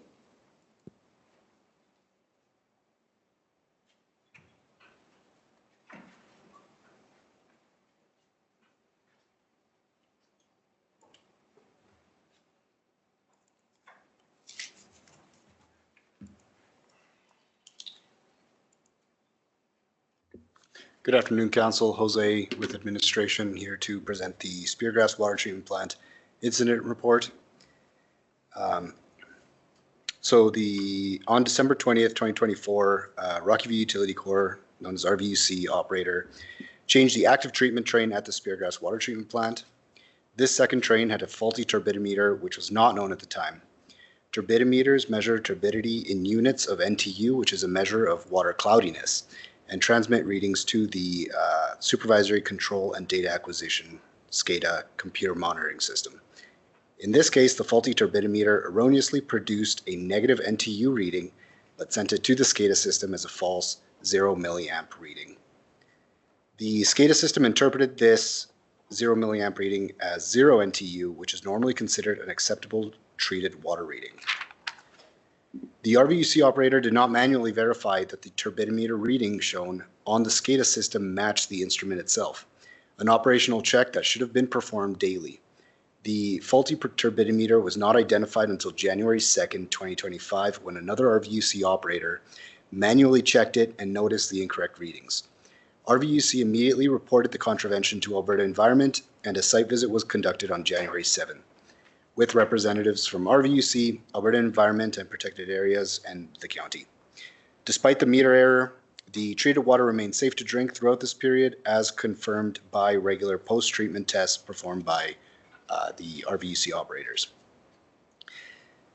EPA enforcement. So approximately 1 month after the site visit, EPA issued a warning letter to the county due to the operational oversight and the extended period before the issue was detected. EPA generally follows a progressive enforcement pattern under the Alberta Environment Protection Act, moving from voluntary compliance and lower level warnings to administrative penalties, orders, or prosecutions for more serious and repeated offenses. A warning letter documents the contravention and outlines the regulator's concerns. And while these letters are not explicitly listed as an enforcement tool under the AEPA, they are used to address contraventions considered minor and for first-time infractions. Nonetheless, they remain on file and may influence future enforcement decisions if additional breaches occur. The letter issued to the county, attached to this report for information, indicates that no further enforcement action is being contemplated. However, it emphasizes that the warning letter will form part of the Wheatland County's and RVUC's compliance history, which will be considered in the event of future contraventions. Even though warning letters represent a lower level enforcement tool, county administration views this operational contravention and subsequent EPA involvement as a serious matter. A detailed internal review was conducted, followed by several corrective actions.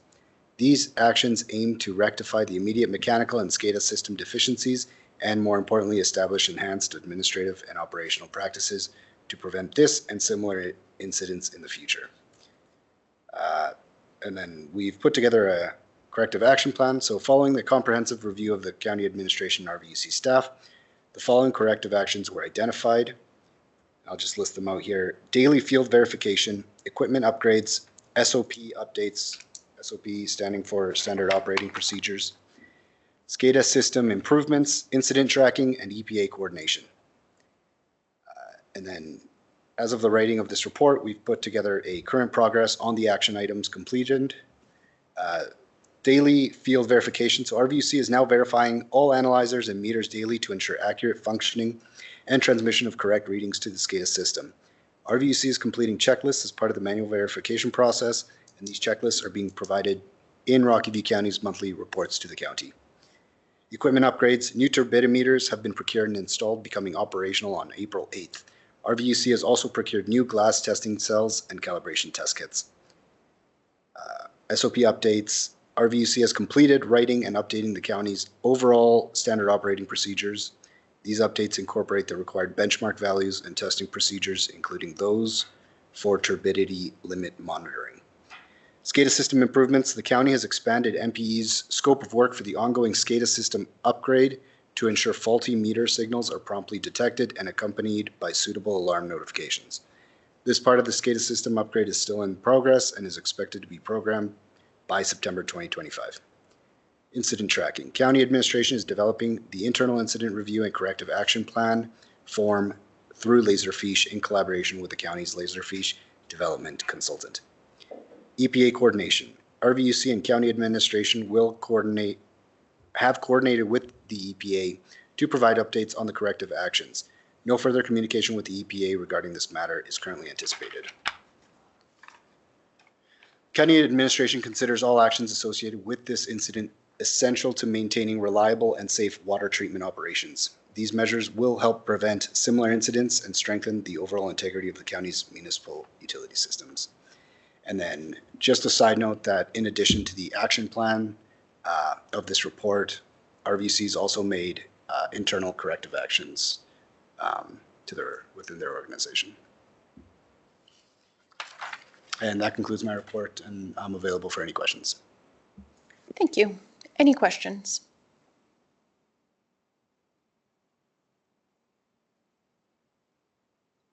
Council's wishes. I'll move the council accepts the Speargrass Water Treatment Plant Incident Report as information. Thank you, Councillor Eichert. Any discussion?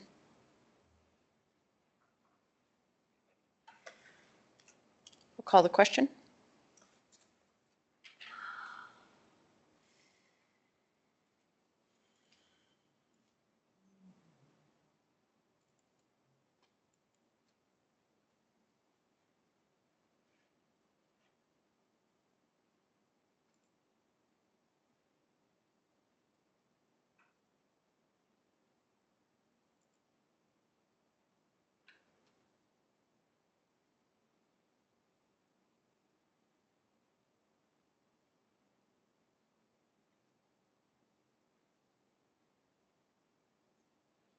It's me, my computer is behaving badly.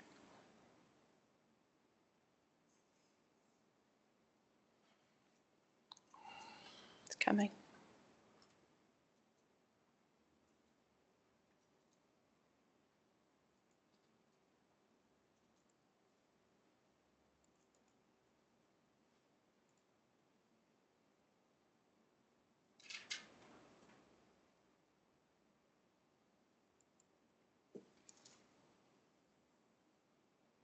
That motion is carried.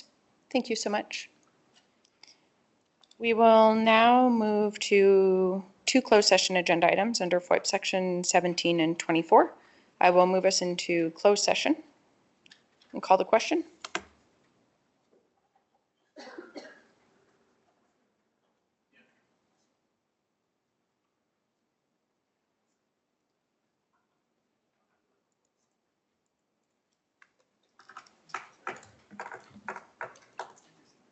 That motion is carried.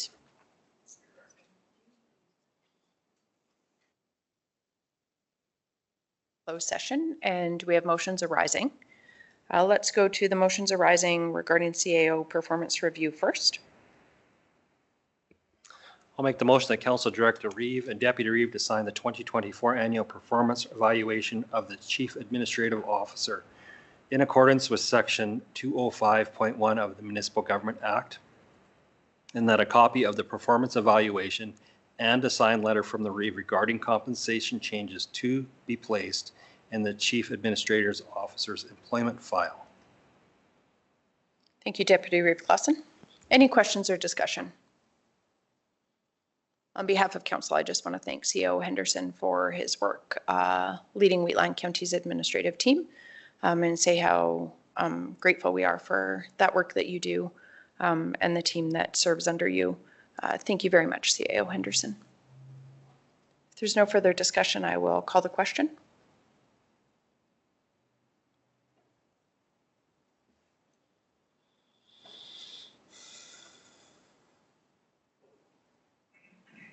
That motion is carried. Motions arising regarding Speargrass Golf Club Development Agreement. I'll move that council denies the request to reduce securities for the Speargrass Golf Club off-site improvements. Thank you, Councillor Bigger. Any questions or discussion on the motion? I'll call the question.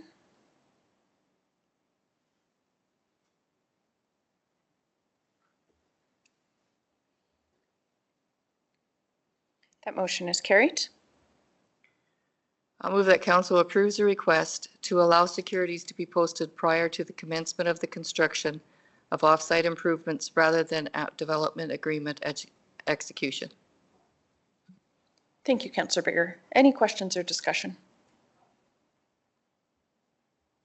I'll call the question.